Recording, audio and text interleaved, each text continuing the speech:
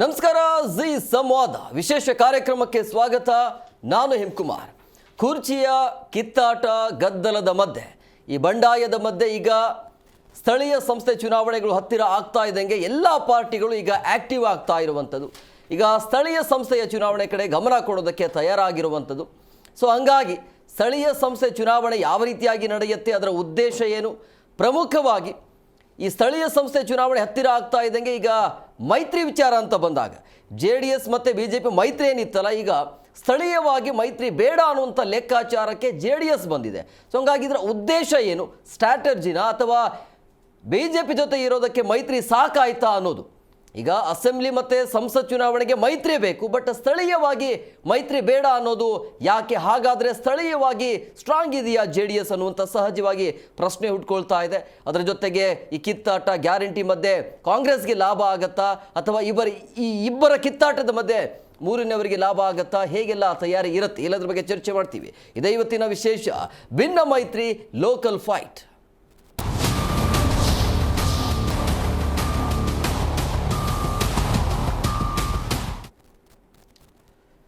ಸ್ಥಳೀಯ ಚುನಾವಣೆಗೆ ನಾವು ಸ್ವತಂತ್ರವಾಗಿ ಹೋರಾಟವನ್ನು ಮಾಡ್ತೀವಿ ಅಂತ JDS ಹೇಳ್ತಾ ಇದೆ. ಸಹಜವಾಗಿ ಒಂದು ಕುತೂಹಲ ಇರುವಂಥದ್ದು, ಯಾಕೆ ಈ ಒಂದು ನಿರ್ಧಾರಕ್ಕೆ ಬಂದಿರಬಹುದು ಅಂಥೇಳಿ. ಅಂದರೆ ಸ್ಥಳೀಯ ಮಟ್ಟದಲ್ಲಿ ತಮ್ಮ ಪಕ್ಷವನ್ನು ಗಟ್ಟಿ ಮಾಡಿಕೊಳ್ಳೋದಕ್ಕೆ, ಅಥವಾ ಬೂತ್ ಮಟ್ಟದಲ್ಲಿ ಒಂದು ಮತ್ತೊಮ್ಮೆ ಅಲ್ಲಿ ಭರ್ಜರಿಯಾಗಿ ವೆಲ್ಕಮ್ ಮಾಡಿ ಅಲ್ಲಿ ಪಕ್ಷವನ್ನು ಗೆಲ್ಲಿಸಿ, ಅಥವಾ ಅಲ್ಲಿ ಲೋಕಲಲ್ಲಿ ಗೆದ್ದು ಮತ್ತೆ ಫೈಟ್ ಮಾಡೋದಕ್ಕೆ ಏನಾದರೂ ಪ್ಲಾನ್ ಇದೆಯಾ, ಅಥವಾ ಹೊಂದಾಣಿಕೆ ಸರಿಯಾಗ್ತಾ ಇಲ್ವಾ ಅನ್ನುವಂಥ ನಾನಾ ಚರ್ಚೆಗಳು. BJP JDS ಮೈತ್ರಿಯಲ್ಲಿ ಈಗ ಭಿನ್ನಮತ ಯಾಕೆ ಅನ್ನುವಂಥದ್ದು. ಅಸೆಂಬ್ಲಿ ಮತ್ತು ಸಂಸತ್ ಚುನಾವಣೆಗೆ ಮೈತ್ರಿ ಓಕೆ, ಆದರೆ ಸ್ಥಳೀಯ ಸಂಸ್ಥೆಗಳಿಗೆ ಮೈತ್ರಿ ಬೇಡ ಅನ್ನೋದು ಯಾಕೆ ಅನ್ನುವಂಥ ವಿಚಾರ. ತಾಲೂಕು ಮತ್ತು ಪಟ್ಟಣ ಪಂಚಾಯತ್ ಆಗಿರ್ಬೋದು, ಜಿಲ್ಲಾ ಪಂಚಾಯತ್ ಚುನಾವಣೆ ನಡೆಯಬೇಕು. ಈಗ ತಯಾರಿ ಅಂತೂ ಆಗ್ತಾ ಇದೆ. ಚುನಾವಣೆಗಳಿಗೆ BJP JDS ಸ್ವತಂತ್ರವಾಗಿ ಹೋರಾಟವನ್ನು ಮಾಡ್ತೀವಿ ಅನ್ನುವಂಥ ಲೆಕ್ಕಾಚಾರಕ್ಕೆ ಬಂದಿದ್ದಾರಂತೆ. ಸೊ ಹಂಗಾಗಿ JDS ವರಿಷ್ಠ ದೇವೇಗೌಡರ ಹೇಳಿಕೆ ಸಹಜವಾಗಿ ಒಂಥರ ಸಂಚಲನ. ಇದು ಬೂತ್ ಮಟ್ಟದ ಕಾರ್ಯಕರ್ತರಲ್ಲಿ ಈ ಒಂದು ನಿರ್ಧಾರ JDSಗೆ ಹುರುಪು ತಂದಿರಬಹುದು. JDS ಕಾರ್ಯಕರ್ತರಿಗೆ ಸ್ಥಳೀಯ ಸಂಸ್ಥೆ ಚುನಾವಣೆಗಳಿಗೆ ಸಹಜವಾಗಿ ಈಗ ಸಮಯ ಬರ್ತಾ ಇರುವಂಥ ಹಿನ್ನೆಲೆಯಲ್ಲಿ ಆಯಾ ಕಾರ್ಯಕರ್ತರಿಗೆ ಯಾವುದೇ ರೀತಿಯ ಮೈತ್ರಿ ಇಲ್ಲದೆ ಅವರಿಗೆ ಒಂಥರ ಹುರುಪು ಸಹಜವಾಗಿ ಇರುತ್ತೆ. ಸೊ ಬೂತ್ ಮಟ್ಟದ ಕಾರ್ಯಕರ್ತರಿಗೆ ಈಗ ಎಲೆಕ್ಷನ್ ಬಿಸಿ ತಡ್ತಾ ಇರುವಂಥದ್ದು. GBAಗೆ ಮೈತ್ರಿ ಒಂಟಿನ ಅಥವಾ ಜಂಟಿ ಹೋರಾಟನ ಅನ್ನುವಂಥ ಚರ್ಚೆ ಇವತ್ತಿನ ಕಾರ್ಯಕ್ರಮದಲ್ಲಿ ಅದರ ಬಗ್ಗೆ ಚರ್ಚೆಯನ್ನು ಮಾಡ್ತೀವಿ. ಏನು ಮಾಡ್ತಾರೆ, ಒಂಟಿ ಆದರೆ ಯಾರಿಗೆ ಪ್ಲಸ್ ಆಗತ್ತೆ, ಇವರಿಬ್ಬರ ಕಿತ್ತಾಟದಿಂದಾಗಿ ಮೂರನೇವರಿಗೆ ಏನಾದರೂ ಲಾಭ ಆಗತ್ತಾ, ಅಥವಾ BJP ನಮಗೆ ಬೇಡವೇ ಬೇಡ, ಇವರ ಆಡಳಿತದಿಂದಾಗಿ ಬೇಸತ್ತು ಹೋಗಿ JDS ದೂರ ಸರಿತಾ ಇದೆಯಾ, ಇದೆಲ್ಲ ಸಹಜವಾಗಿ ಪ್ರಶ್ನೆಗಳು ಹುಟ್ಕೊಳ್ತಾ ಇದೆ.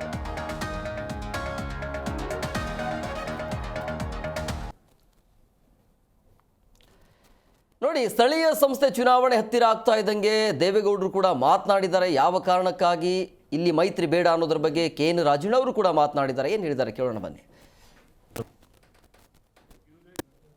ಪಕ್ಷ ಅಲ್ಲ, ಇಲ್ಲಿ ಕೂತರೆಲ್ಲ ನಾವು ಒಂದು ಪಕ್ಷಕ್ಕೆ ಸೇರಿದ್ದೇವೆ. ನಾವೆಲ್ಲ ಶಕ್ತಿ ಮೀರಿ ನಮ್ಮ ಕೈಲಾದಷ್ಟು ಕೆಲಸ ಮಾಡಲಿಕ್ಕೆ ಪ್ರಯತ್ನ ಮಾಡ್ತೇವೆ. ಅಸೆಂಬ್ಲಿ ಮತ್ತು ಪಾರ್ಲಿಮೆಂಟಿಗೆ BJP ನಮ್ಮದು NDA ಜೊತೆ ಇದ್ದೇವೆ. ಅದು ಅವತ್ತು ಆ ಸಂದರ್ಭ ಬಂದಾಗ ಮೋದಿಯವ್ರ ಜೊತೆ ಶಾ ಅವ್ರ ಜೊತೆ ಕೂತು ಚರ್ಚೆ ಮಾಡಿ ತೀರ್ಮಾನ ಮಾಡ್ತೀವಿ. ನಾನು ಹೇಳಿದಂಥ ಕೆಲವು ಈ ತೆಂಗಿನ ಗಿಡಗಳಿಗೆಲ್ಲ ಕಾಯಿಲೆ ಬಂದರು. ಚಿತ್ರದುರ್ಗ ಅನೇಕ ತೋಟಗಳಿಗೆ ಹೋದೆ, ಅರಸೀಕೆರೆ. ಆಗ ಕುಮಾರಸ್ವಾಮಿ ಮುಖ್ಯಮಂತ್ರಿ ಆಗಿದ್ದರು. ಆ ಸಂದರ್ಭದಲ್ಲಿ ಆ ರೋಗ ತಗಲ್ದಂಥ ಎಲ್ಲ ತೆಂಗಿನ ಮರಗಳಿಗೆ ಔಷಧಿ ಸಿಂಪಡಿಸ್ತಕ್ಕಂಥದ್ದಕ್ಕೆ ಅವರು ಆಸಕ್ತಿ ವಹಿಸಿದರು. ಅಷ್ಟೇ ಅಲ್ಲ, ನೂರಾರು ವಿದ್ಯಾಸಂಸ್ಥೆಗಳನ್ನು ಸ್ಥಾಪನೆ ಮಾಡಿದ್ದಾರೆ. ದೇವೇಗೌಡರು ಹೇಳ್ಬಿಟ್ರಲ್ಲ, ನಾವು ಯಾವುದೇ ಸ್ಥಳೀಯ ಸಂಸ್ಥೆಗಳಿಗೆ ನಮ್ಮಲ್ಲಿ ಹೊಂದಾಣಿಕೆ ಇಲ್ಲ, ಇದು ಓನ್ಲಿ ಲೋಕಸಭೆ ಮತ್ತು ವಿಧಾನಸಭೆಗೆ ಮಾತ್ರ ಅಂತ ಹೇಳ್ಬಿಟ್ರು. ಇವತ್ತು ಇದಕ್ಕೆ ಹೇಳೋರೆ, ಅದಕ್ಕೂ ಏನೋ ಹೇಳಿದ್ರು ಹೇಳ್ಬೋದೇನೋ ಅದು ನನಗೆ ಗೊತ್ತಿಲ್ಲ. ಆದರೂ ಕೂಡ ಎಲ್ಲ ಇದೇ ಕುಮಾರಸ್ವಾಮಿ ಅವರು ಮತ್ತು JDS ಮುಖಂಡರು BJP ಮುಖಂಡರುಗಳು 10 ಬಾರಿ ಹೇಳಿದ್ದಾರೆ ನಮ್ಮ ಇದು ಎಂಥದ್ದು ಜಂಟಿ ಹೋರಾಟ ಮತ್ತು ಈ ಹೊಂದಾಣಿಕೆ ಯಾವ ಕಾಲಕ್ಕೂ ಕೂಡ ಅದು ಅಬಾಧಿತ ಇಟ್ ಈಸ್ ಎಟರ್ನಲ್ ಅಂತ ಅದು ಹೇಳಿದ್ದಾರೆ. ಅವರು ಹಿರಿಯರು ಹೇಳಿದ್ಮೇಲೆ ನಾವು ನಂಬಿದ್ದು. ಈಗೇನೋ ಇವತ್ತು ಇಲ್ಲ ಅವೆರಡಕ್ಕೆ ಮಾತ್ರ ಬೇರೆದಕ್ಕಿಲ್ಲ ಅಂತ ಹೇಳಿದ್ದಾರೆ. ಯಾಕೆಂದರೆ ಬಾಶೆಟ್ಟಿಹಳ್ಳಿನಲ್ಲಿ ಇರ್ಬೋದು ಕಾಂಗ್ರೆಸ್ಗೆ 4 ಸೀಟನ್ನು ಬಂದವೆ. ಬಾಶೆಟ್ಟಿಹಳ್ಳಿನಲ್ಲಿ ಇರ್ತಕ್ಕಂಥದ್ದು ದೇವೇಗೌಡರು ಪ್ರಾಬಲ್ಯ ಇರ್ತಕ್ಕಂಥ ಪಟ್ಟಣ ಪಂಚಾಯತಿ, ಅದು ಗೆದ್ದಿರೋದು ಒಂದೇ ಒಂದು, ಹೌದಲ್ವಾ? ಈಗೆಲ್ಲ BJP 14 ಸೀಟ್ ಗೆಲ್ತದೆ, ಕಾಂಗ್ರೆಸ್ಸು 1 ಸೀಟ್ ಗೆಲ್ತದೆ, 4 ಸೀಟು, JDS 1 ಸೀಟ್ ಗೆಲ್ತದೆ, ಇಂಡಿಪೆಂಡೆಂಟ್ ಒಬ್ಬ ಗೆಲ್ತಾನೆ. ಬಾಶೆಟ್ಟಿಹಳ್ಳಿನಲ್ಲಿ ಅದು ಪಟ್ಟಣ ಪಂಚಾಯತಿ JDSನ ಭದ್ರಕೋಟೆ, ಅದು ಭದ್ರಕೋಟೆ. ಮತ್ತು BJP ಅವರು ಯಾಕೆ ಕಿತ್ಕೊಂಡ್ರು? ಮತ್ತು ಇವರು ಅಲ್ಲೇ ಯಾಕೆ ಅಂಡರ್ಸ್ಟ್ಯಾಂಡಿಂಗ್ ಮಾಡಲಿಲ್ಲ? ಇವರು ಮಾಡಬೇಕಿತ್ತಲ್ವ? ಹಂಗೆ ಎಲ್ಲ ಸ್ವಾರ್ಥಕ್ಕೆ ಯಾವ್ದು ಅನುಕೂಲನೋ ಅದನ್ನು ಒಪ್ಕೊಳ್ಳೋದು, ಯಾವ್ದು ಅನಾನುಕೂಲನೋ ಅದು ಬೇಡ ಅಂತ ಹೇಳೋದು. ದೇವೇಗೌಡರು ಈ ಬಗ್ಗೆ ಮಾತನಾಡೋದಕ್ಕೆ ಅತಿಥಿ ಅವರು ಜಾಯ್ನ್ ಆಗಿದ್ದಾರೆ. ನಾನು ಕಾರ್ಯಕ್ರಮಕ್ಕೆ ವೆಲ್ಕಮ್ ಮಾಡ್ತೀನಿ. ಮೊದಲನೇದಾಗಿ ಕಾಂಗ್ರೆಸ್ ವಕ್ತಾರರಾಗಿರುವಂಥ ಸ್ವಾತಿ ಚಂದ್ರಶೇಖರ್ ಅವರು, ಮೇಡಮ್ ಕಾರ್ಯಕ್ರಮಕ್ಕೆ ಆತ್ಮೀಯವಾದಂಥ ಸ್ವಾಗತ. ಹಾಗೆಯೇ JDS ವಕ್ತಾರರಾಗಿರುವಂಥ HJ ಉಮೇಶ್ ಗೌಡರು ಸರ್, ಕಾರ್ಯಕ್ರಮಕ್ಕೆ ಆತ್ಮೀಯವಾದಂಥ ಸ್ವಾಗತ. ಇನ್ನು BJP ವಕ್ತಾರರಾಗಿರುವಂಥ ಗೋವಿಂದರಾಜು ಯಾದವ್ ಅವರು ಸರ್, ಕಾರ್ಯಕ್ರಮಕ್ಕೆ ಸ್ವಾಗತ. ನಮಸ್ಕಾರ ಸರ್.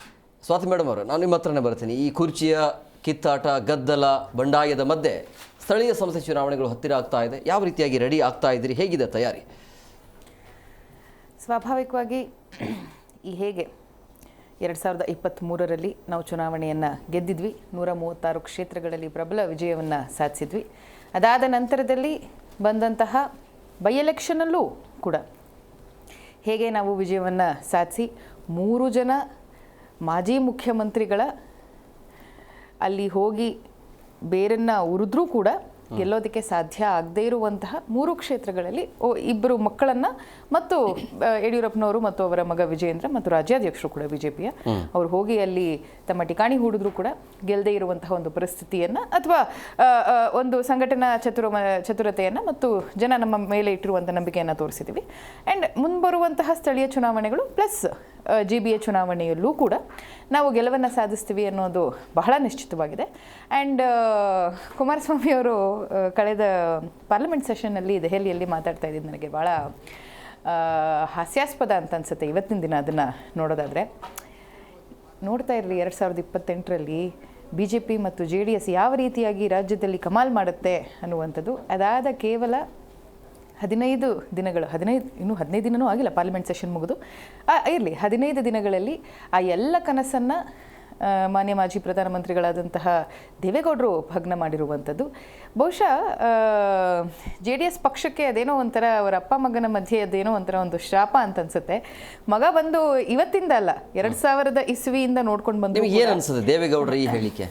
ಇಲ್ಲ, ದೇವೇಗೌಡರ ಈ ಹೇಳಿಕೆ ಭಾಳ ಸ್ಪಷ್ಟವಾಗಿದೆ. ದೇವೇಗೌಡರು ಕೇವಲ ತಾತ್ಕಾಲಿಕ ಪರಿಹಾರವಾಗಿ ಬಹುಶಃ ಅವರು BJP ಜೊತೆ ಹೊಂದಾಣಿಕೆಯನ್ನು ಮಾಡ್ಕೊಂಡಿದ್ದಾರೆಯೇ ಹೊರತು ಇದು ಕೇವಲ ತಮ್ಮ ಮಗನನ್ನು ಸೆಂಟ್ರಲ್ ಮಿನಿಸ್ಟರ್ ಮಾಡೋದಕ್ಕೆ ಮತ್ತು ತಮ್ಮ ಒಂದು ಸೀಟನ್ನು ಭದ್ರ ಮಾಡ್ಕೊಳ್ಳೋದಕ್ಕೆ ಆ್ಯಂಡ್ ಎಷ್ಟು ಸಾಧ್ಯನೋ ಅಷ್ಟು ಅವತ್ತಿನ ಚುನಾವಣೆಗೆ ಬೇಕಿತ್ತು, ಏನಾಗುತ್ತೋ ನೋಡೋಣ ಅಂತ ಇತ್ತು. ಆ್ಯಂಡ್ ಎಲ್ಲ ಕಡೆ ಸಮೀಕ್ಷೆಗಳು ಬಹಳ ಸ್ಪಷ್ಟವಾಗಿ ಹೇಳ್ತಾ ಇದ್ದಂಥದ್ದು BJP ಬರೋವಂಥ ಸಾಧ್ಯತೆ ಇಲ್ವೇನೋ, ಇನ್ನೊಂದು ಮತ್ತೊಂದು ಅಂತ. ಆ್ಯಂಡ್ 2023ರಲ್ಲಿ ನಾವು ಭರ್ಜರಿ ಬಹುಮತವನ್ನು ವಿಜಯವನ್ನು ಸಾಧಿಸಿದ ನಂತರ ಯಾವುದೇ ಕಾರಣಕ್ಕೂ ಕೂಡ ಅವರು ಆಲ್ರೆಡಿ ತಮ್ಮ ಒಂದು ನಿಲುವನ್ನು ಭಾಳ ಸ್ಪಷ್ಟಪಡಿಸಿದ್ರು, ನಾವು ಇಂಡಿ ಮೈತ್ರಿಕೂಟದ ಜೊತೆ ಇರೋದಿಲ್ಲ ಅಂತ. ಅವ್ರಿಗೆ ಬೇರೆ ಯಾವ ಆಪ್ಷನೂ ಇರಲಿಲ್ಲ, ಸುಮ್ಮನೆ ಮನೇಲಿ ಕೂತ್ಕೊಳ್ಳೋದಕ್ಕಿಂತ ಆಗ್ಲಿ ನೋಡೋಣ ಅಂತ ಒಂದು ದಾಳ ಹಾಕಕ್ಕೆ ಹೋದ್ರು.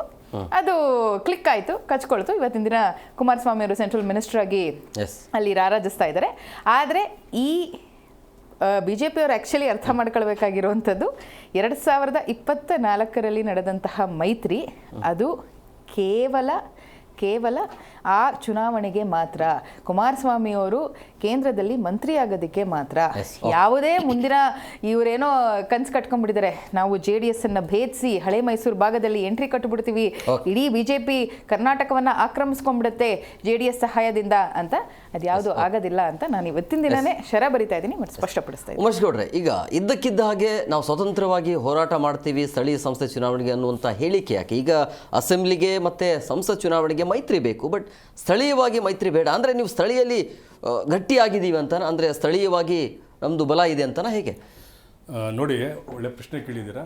ಯಾವುದೇ ಒಂದು ರಾಜಕೀಯ ಪಕ್ಷಕ್ಕೆ ಕಾರ್ಯಕರ್ತರು ಜೀವಾಳ. ಕಾರ್ಯಕರ್ತರಿದ್ದರೆ ರಾಜಕೀಯ ಪಕ್ಷದ ಉಳಿವು ಮತ್ತು ಅಳಿವು ಮತ್ತು ನಾಯಕರು ಮತ್ತು ಸರ್ಕಾರ. ಈ ಹಿನ್ನೆಲೆಯಲ್ಲಿ ನಮ್ಮದು JDS ಪಕ್ಷ ಅಂದರೆ ಅದು ಕಾರ್ಯಕರ್ತರ ಪಕ್ಷ. ನಮ್ಮ ಪಕ್ಷ ಉಳಿದಿರೋದೇ ಕಾರ್ಯಕರ್ತರಿಂದ ಅಂತ ನಮ್ಮ ನಾಯಕರಾದಂಥ ದೇವೇಗೌಡರು ಹೇಳಿದ್ದಾರೆ, ನಮ್ಮ ನಾಯಕರಾದಂಥ ಕುಮಾರಣ್ಣವ್ರು ಹೇಳಿದ್ದಾರೆ, ಅನೇಕಬ್ಬರು ಹೇಳಿದ್ದಾರೆ. ಅದು ಸತ್ಯ ಕೂಡ. ಏಕೆ ಅನೇಕ ನಾಯಕರು ಬಂದು ಹೋದರೂ ಸಹ ಅಧಿಕಾರದ ಆಸೆಗೆ ಬರ್ತಾರೆ, ನಮ್ಮಲ್ಲೆಲ್ಲ ತಯಾರಿ ತಗೋತಾರೆ, ಅಧಿಕಾರ ತಗೊಂಡು ಬೇರೆ ಪಾರ್ಟಿಗೆ ಹೋಗಿರೋದು ನೋಡಿದ್ದೀರ. ಆದರೆ ಕಾರ್ಯಕರ್ತರ ಆ ಥರ ಅಲ್ಲ. ಕಾರ್ಯಕರ್ತರು JDS ಅಂತ ಪ್ರಾಣ ಕೊಡೋಕೆ ಸಿದ್ಧವಾಗಿರುವಂಥ ಕಾರ್ಯಕರ್ತರಿರೋದು ನಮ್ಮ JDS ಪಕ್ಷದಲ್ಲಿ. ಈಗ ಕಾರ್ಯಕರ್ತರಿಗೋಸ್ಕರವಾಗಿ ನಾವು ಈ ಒಂದು ಹೇಳಿಕೆಯನ್ನು ನಮ್ಮ ಸನ್ಮಾನ್ಯ ದೇವೇಗೌಡರು ಸಾಹೇಬರು ಒಂದು ಹೇಳಿಕೆಯನ್ನು ಕೊಟ್ಟಿದ್ದಾರೆ. ಕಾರ್ಯಕರ್ತರೇ ಉಳಿಬೇಕು. ಈ ಚುನಾವಣೆಗಳು ಸ್ಥಳೀಯ ಸಂಸ್ಥೆ ಚುನಾವಣೆಗಳು ಅಂದರೆ ಅವ್ರ ಚುನಾವಣೆಗಳು, MLA MP ಚುನಾವಣೆ, ನಾಯಕರ ಚುನಾವಣೆಗಳು. ಇಲ್ಲಿ ಕಾರ್ಯಕರ್ತರೇ ಅಗ್ರಮಾನ್ಯ ಯಾವುದೇ ಪಕ್ಷಕ್ಕಾಗಲಿ. ಹಾಗಾಗಿ ಅವರ ಮಾತಿಗೆ ನಾವು ಬೆಲೆ ಕೊಡಬೇಕು. ಜೊತೆಗೆ ಈಗ ಹಳೆ ಮೈಸೂರು ಪ್ರಾಂತ್ಯದಲ್ಲಿ ಮತ್ತು ಉತ್ತರ ಕರ್ನಾಟಕದಲ್ಲೂ ಸಹ ನಾವು ಅನೇಕ ಕಡೆ ನಮ್ಮ ಆಲ್ರೆಡಿ ನಮ್ಮ JDS ಪಕ್ಷ ಸ್ಥಳೀಯ ಸಂಸ್ಥೆಗಳಿಗೆ ಕಳೆದ ಬಾರಿ ಚುನಾವಣೆಯಲ್ಲಿ ಮತ್ತು ಕಳೆದ 25 ವರ್ಷಗಳಿಂದಲೂ ತನ್ನ ಒಂದು ಪಾರುಪತ್ಯವನ್ನು ಮೆರೆದಿದೆ. ಈಗ ನೋಡಿ, ಮಂಡ್ಯದಲ್ಲಿ ನಮಗೆ ಎದುರಾಳಿ ಯಾರು ಇರ್ಬೋದಲ್ಲಿ? ಕಾಂಗ್ರೆಸ್ಸು. ಹಾಸನದಲ್ಲಿ ನಮ್ಗೆ ಎದುರಾಳಿ ಯಾರು? ಕಾಂಗ್ರೆಸ್ಸು. ತುಮಕೂರಲ್ಲಿ ನಮ್ಗೆ ಎದುರಾಳಿ ಯಾರು? ಕಾಂಗ್ರೆಸ್ಸು. ಬೆಂಗಳೂರಿನಲ್ಲಿ ಯಾರಿದ್ದಾರೆ? ಕಾಂಗ್ರೆಸ್ಸು. ಮೈಸೂರಿನ ಅರ್ಧ ಭಾಗದಲ್ಲಿ ಕಾಂಗ್ರೆಸ್ಸು. ಸೊ ಈ ಸನ್ನಿವೇಶದಲ್ಲಿ ನಾವು ಈ ಸಂದರ್ಭದಲ್ಲಿ ನಮ್ಮ ಕಾರ್ಯಕರ್ತರು ಜಂಟಿಯಾಗಿ ಹೋದ್ರೂ ಒಳ್ಳೇದಲ್ವಾ? ಅಲ್ಲ, ಏನಾಗುತ್ತೆ ಅಂತ ಕೇಳಿ ಹೇಳ್ತೀನಿ. ಅಲ್ಲಿರೋದೇ ನಮಗೆ ಕಾಂಗ್ರೆಸ್ ವಿರೋಧಿಗಳಿರೋದು. ಈಗಿದ್ದಾರೆ, ಈಗ ನಮ್ಮ ಹೊಸದಾಗೆಲ್ಲ BJP ಬಂದಿರ್ಬೋದು. ಆದರೆ ನಮಗೆ ಮೂಲ ಕಾರ್ಯಕರ್ತರ ಆಶಯಗಳಿಗೆ ಧಕ್ಕೆ ಆಗಬಾರ್ದು ಅಂತ ಹೇಳಿದ್ದಾರೆ. ನಮ್ಮದು ಕಾರ್ಯಕರ್ತ ದೇವೋಭವ ಪಕ್ಷ. ನಾವು ಬೇರೆ ಪಕ್ಷದ ಥರ ಮಾತೃ ದೇವೋಭವ ಪಕ್ಷ ಅಲ್ಲ, ಪಿತೃ ದೇವೋಭವ ಪಕ್ಷ ಅಲ್ಲ. ನಮ್ದು ಕಾರ್ಯಕರ್ತ ದೇವೋಭವ ಪಕ್ಷ. ಆಗ ಕಾರ್ಯಕರ್ತರಿಗೆ ಗೌರವ ಕೊಡಬೇಕು. ನಮ್ಮ ಸನ್ಮಾನ್ಯ ಮಾಜಿ ಪ್ರಧಾನಿಗಳು ಮತ್ತು ನಮ್ಮ ರಾಷ್ಟ್ರಾಧ್ಯಕ್ಷರು ಸರಿಯಾದ ಒಂದು ನಿರ್ಧಾರವನ್ನು ತಗೊಂಡಿದ್ದಾರೆ. ಇದರಲ್ಲಿ ಏನು ಅನುಮಾನ ವ್ಯಕ್ತಪಡಿಸೋದೇನಿಲ್ಲ. ಅವ್ರು ಹೇಳಿದ್ದಾರೆ, ಸ್ಪಷ್ಟವಾಗಿ ಹೇಳಿದ್ದಾರೆ, ನಮ್ಮ ಮೈತ್ರಿ ಇರೋಂಥದ್ದು ಯಾವುದೇ ರೀತಿ ಭಂಗ ಇಲ್ಲ. BJP ಜೊತೆ ನಾವು ಏನು NDA ಒಕ್ಕೂಟದಲ್ಲಿದ್ದೀವಿ, ನಮ್ಮ ಮೈತ್ರಿ ವಿಧಾನಸಭೆಗೆ, ರಾಜ್ಯಸಭೆಗೆ ಮತ್ತು ಲೋಕಸಭೆಗೆ ಅದಾಗಿದೆ. ಸೊ ಈಗ ನಾವೇನು ಮಾಡ್ತಾ ಇದ್ದೀವಿ, ಸ್ಥಳೀಯ ಸಂಸ್ಥೆ ಚುನಾವಣೆಗಳು ಬೇಕು ಅಂತಂದ ಸಂದರ್ಭದಲ್ಲಿ ನಮ್ಮಲ್ಲಿ ಈಗ ಉದಾಹರಣೆಗೆ ನಮಗೆ ಕಾಂಗ್ರೆಸ್ ಎದುರಾಳಿ ಇದ್ದ ಸಂದರ್ಭದಲ್ಲಿ ನಾವು ಯಾವ ರೀತಿ ಹೋರಾಟ ಮಾಡಬೇಕು? ಅವ್ರ ಜೊತೆ ಹೋರಾಟ ಮಾಡಬೇಕು. BJP ಜೊತೆ ವಿರುದ್ಧ ಹೋರಾಟ ಮಾಡೋದಲ್ಲ, ನಮ್ಮ ವಿರುದ್ಧ ಇರೋದು. ಅವ್ರೇನು ಬಹಳ ಖುಷಿ ಪಟ್ಬಿಟ್ಟಿದ್ದಾರೆ ಕಾಂಗ್ರೆಸ್ ನೆನ್ನೆಯಿಂದ. ಏನಪ್ಪಾ ಶುರುವಾಗೋಯ್ತು.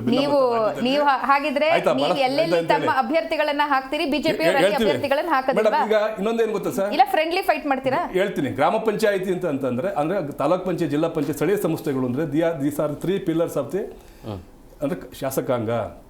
ಈ 3 pillars ಅಂತಂದ್ರೆ ಬಹಳ ಮುಖ್ಯ ಇಲ್ಲಿ. ಯಾಕೆಂದ್ರೆ ಅಧಿಕಾರ ವಿಕೇಂದ್ರೀಕರಣದಲ್ಲಿ ಇವಕ್ಕೆ ನಾವು ಶಕ್ತಿ ತುಂಬಬೇಕು, ಪಕ್ಷಕ್ಕೋಸ್ಕರ ದೊಡ್ಡದರಿ ತುಂಬಬೇಕು. ಆ ಕಾರಣಕ್ಕೋಸ್ಕರವಾಗಿ ಇದನ್ನು ನಾವು ಅವರಿಗೆ ಮನ್ನಣೆ ಕೊಡಬೇಕು.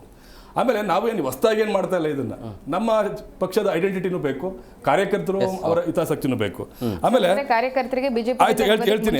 ಆಮೇಲೆ ಈಗ ಇವ್ರು ಹೇಳ್ತಾರೆ, ನಮ್ಮ ಸನ್ಮಾನ್ಯ BJP ಅಧ್ಯಕ್ಷರು ಒಂದು ಹೇಳಿಕೆ ಕೊಟ್ಟಿದ್ದಾರೆ. ಅವರು ಬಾಯ್ತಪ್ಪಿಂದ ಕೊಟ್ಟಿದ್ದಾರೋ ಉದ್ದೇಶಪೂರ್ವಕ ಕೊಟ್ಟಿದ್ದಾರೆ ಗೊತ್ತಿಲ್ಲ, ಸ್ಪಷ್ಟಪಡಿಸ್ಬೇಕು. ಯಾಕೆಂದರೆ 130ರಿಂದ 140 ಸೀಟ್ ಇವತ್ತು ಕರ್ನಾಟಕದಲ್ಲಿ ನಾವು ಇವತ್ತು ಚುನಾವಣೆ ನಡೆದು ಗೆಲ್ತೀವಿ ಅಂತ ಹೇಳಿದ್ದಾರೆ. ಆದರೆ ಇಲ್ಲಿ ಒಂದು ಮೈತ್ರಿ ಒಕ್ಕೂಟದಲ್ಲಿ ಇದೆ, JDS ನಮ್ಮ ಜೊತೆ ಇದೆ ಅನ್ನೋದನ್ನ ಮರ್ತು ಹೇಳಿದಾರೋ ಗೊತ್ತಿಲ್ಲ. ಅವರು ಪಾಪ ಅವರಿಗೆ ಇದ್ರ ಬಗ್ಗೆ ಅರಿವಿತ್ತು ಇಲ್ವೋ, ಇದ್ರ ಬಗ್ಗೆ ನಿಮ್ಗೆ ಅಸಮಾಧಾನ ಇದೆ? ಅಲ್ಲಲ್ಲ, ಅವ್ರು ಯೋಚನೆ ಮಾಡಬೇಕಿತ್ತು. ನಾವು ಆ ಥರ ಊಹೆ ಮಾಡಿತ್ತಿಲ್ಲ, ಅವ್ರ ಬಗ್ಗೆ ನಾವು ಕಾಮೆಂಟು ಮಾಡಿಲ್ಲ ನಮ್ಮ ನಾಯಕರು.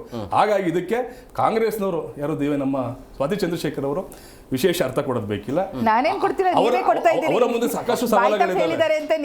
ಮೇಡಮ್, ನಿಮ್ಮ ಕಾಂಗ್ರೆಸ್ ಸಾಕಷ್ಟು ಸವಾಲುಗಳಿದ್ದಾವೆ. ಆ ಸವಾಲುಗಳು ಯಾವ್ಯಾವ ಅಂತ ಹೇಳ್ತೀನಿ.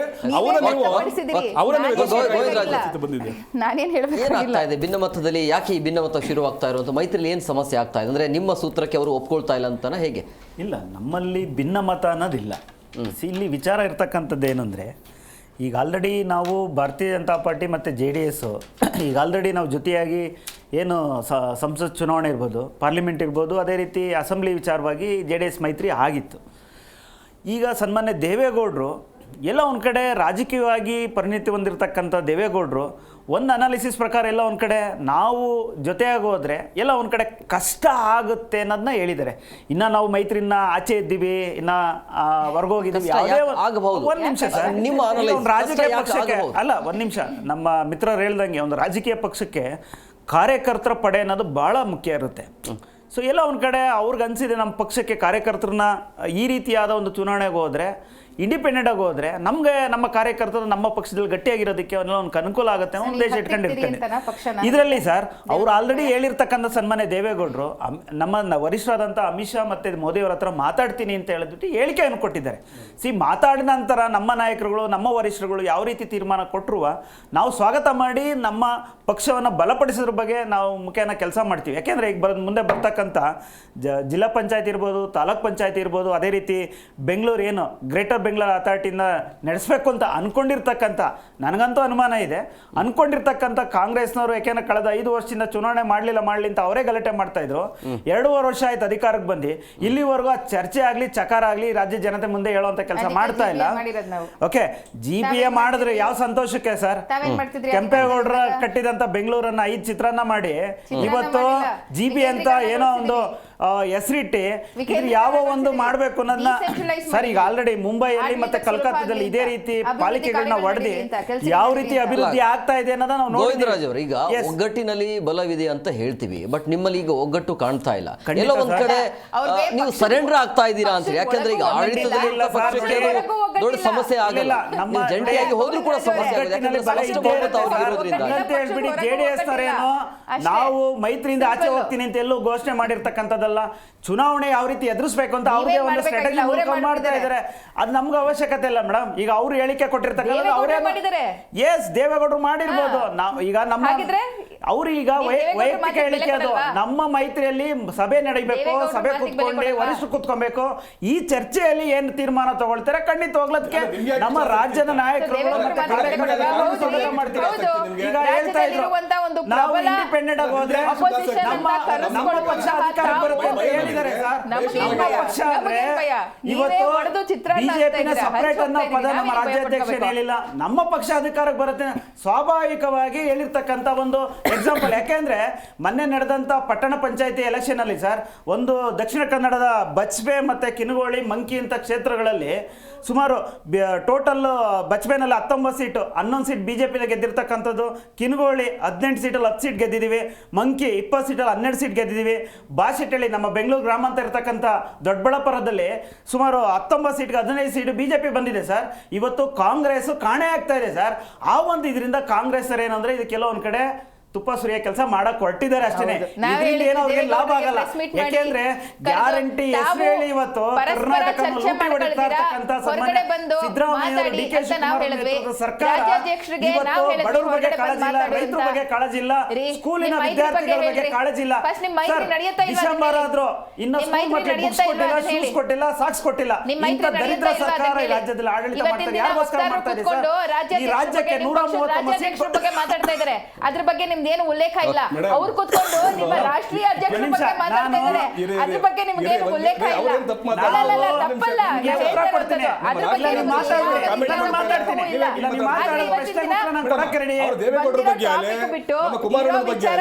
ಎಲ್ಲ ಡೈವರ್ಟ್ ಮಾಡಿ ಮೈತ್ರಿ ಬಗ್ಗೆ ಮಾತಾಡಿ ನೋಡೋಣ. ರಾಜ್ಯದಲ್ಲಿ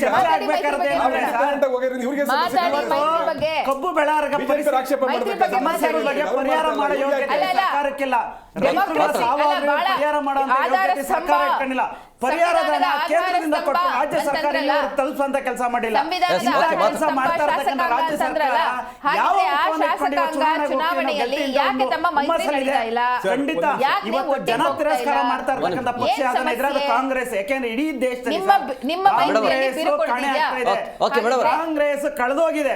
ಅದರಿಂದ ಇವತ್ತು ಮತ್ತೆ ಏನಾರ ಮಾಡಿದ್ರು ಪಡಿಬೇಕು ಅನ್ನೋ ಉದ್ದೇಶ ಮಾತ್ರ ಬ್ರೇಕ್ ನ ಸಮಯ ಆಗಿದೆ. ಬ್ರೇಕ್ ತಗೊಂಡು ಬಂದ್ಬಿಡ್ತೀನಿ ಮೇಡಮ್. ಒಂದೇ ನಿಮಿಷ. ಸ್ಥಳೀಯ ಸಂಸ್ಥೆ ಚುನಾವಣೆ ಅನ್ನೋದು ರಾಜಕೀಯ ಶಕ್ತಿ ಕೇಂದ್ರ ಆಗಬೇಕಾ ಅಥವಾ ಜನಸೇವಾ ಕೇಂದ್ರ ಆಗಬೇಕಾ? ಮೇಡಮ್ ಅವರೇ, ಈ ಬಾರಿ ಸ್ಥಳೀಯ ಸಂಸ್ಥೆಯ ಚುನಾವಣೆಯಲ್ಲಿ ಜನ ಗ್ಯಾರಂಟಿ ನೋಡಿ ಓಟ್ ಹಾಕಬೇಕಾ ಅಥವಾ ಅಭಿವೃದ್ಧಿ ನೋಡಿ ಓಟ್ ಹಾಕಬೇಕಾ? ಕಾಂಗ್ರೆಸ್ ಚಿಹ್ನೆ ನೋಡಿ ಓಟ್ ಹಾಕಿದ್ರೆ ಸಾಕು. ಚಿಹ್ನೆಯಲ್ಲಿ ಏನಿದೆ? ಅಲ್ಲ, ನಾನು ವಾಸ್ತವಿಕ ಪ್ರಾಕ್ಟಿಕಾಲಿಟಿ ಮಾತಾಡ್ತಿದ್ದೀನಿ.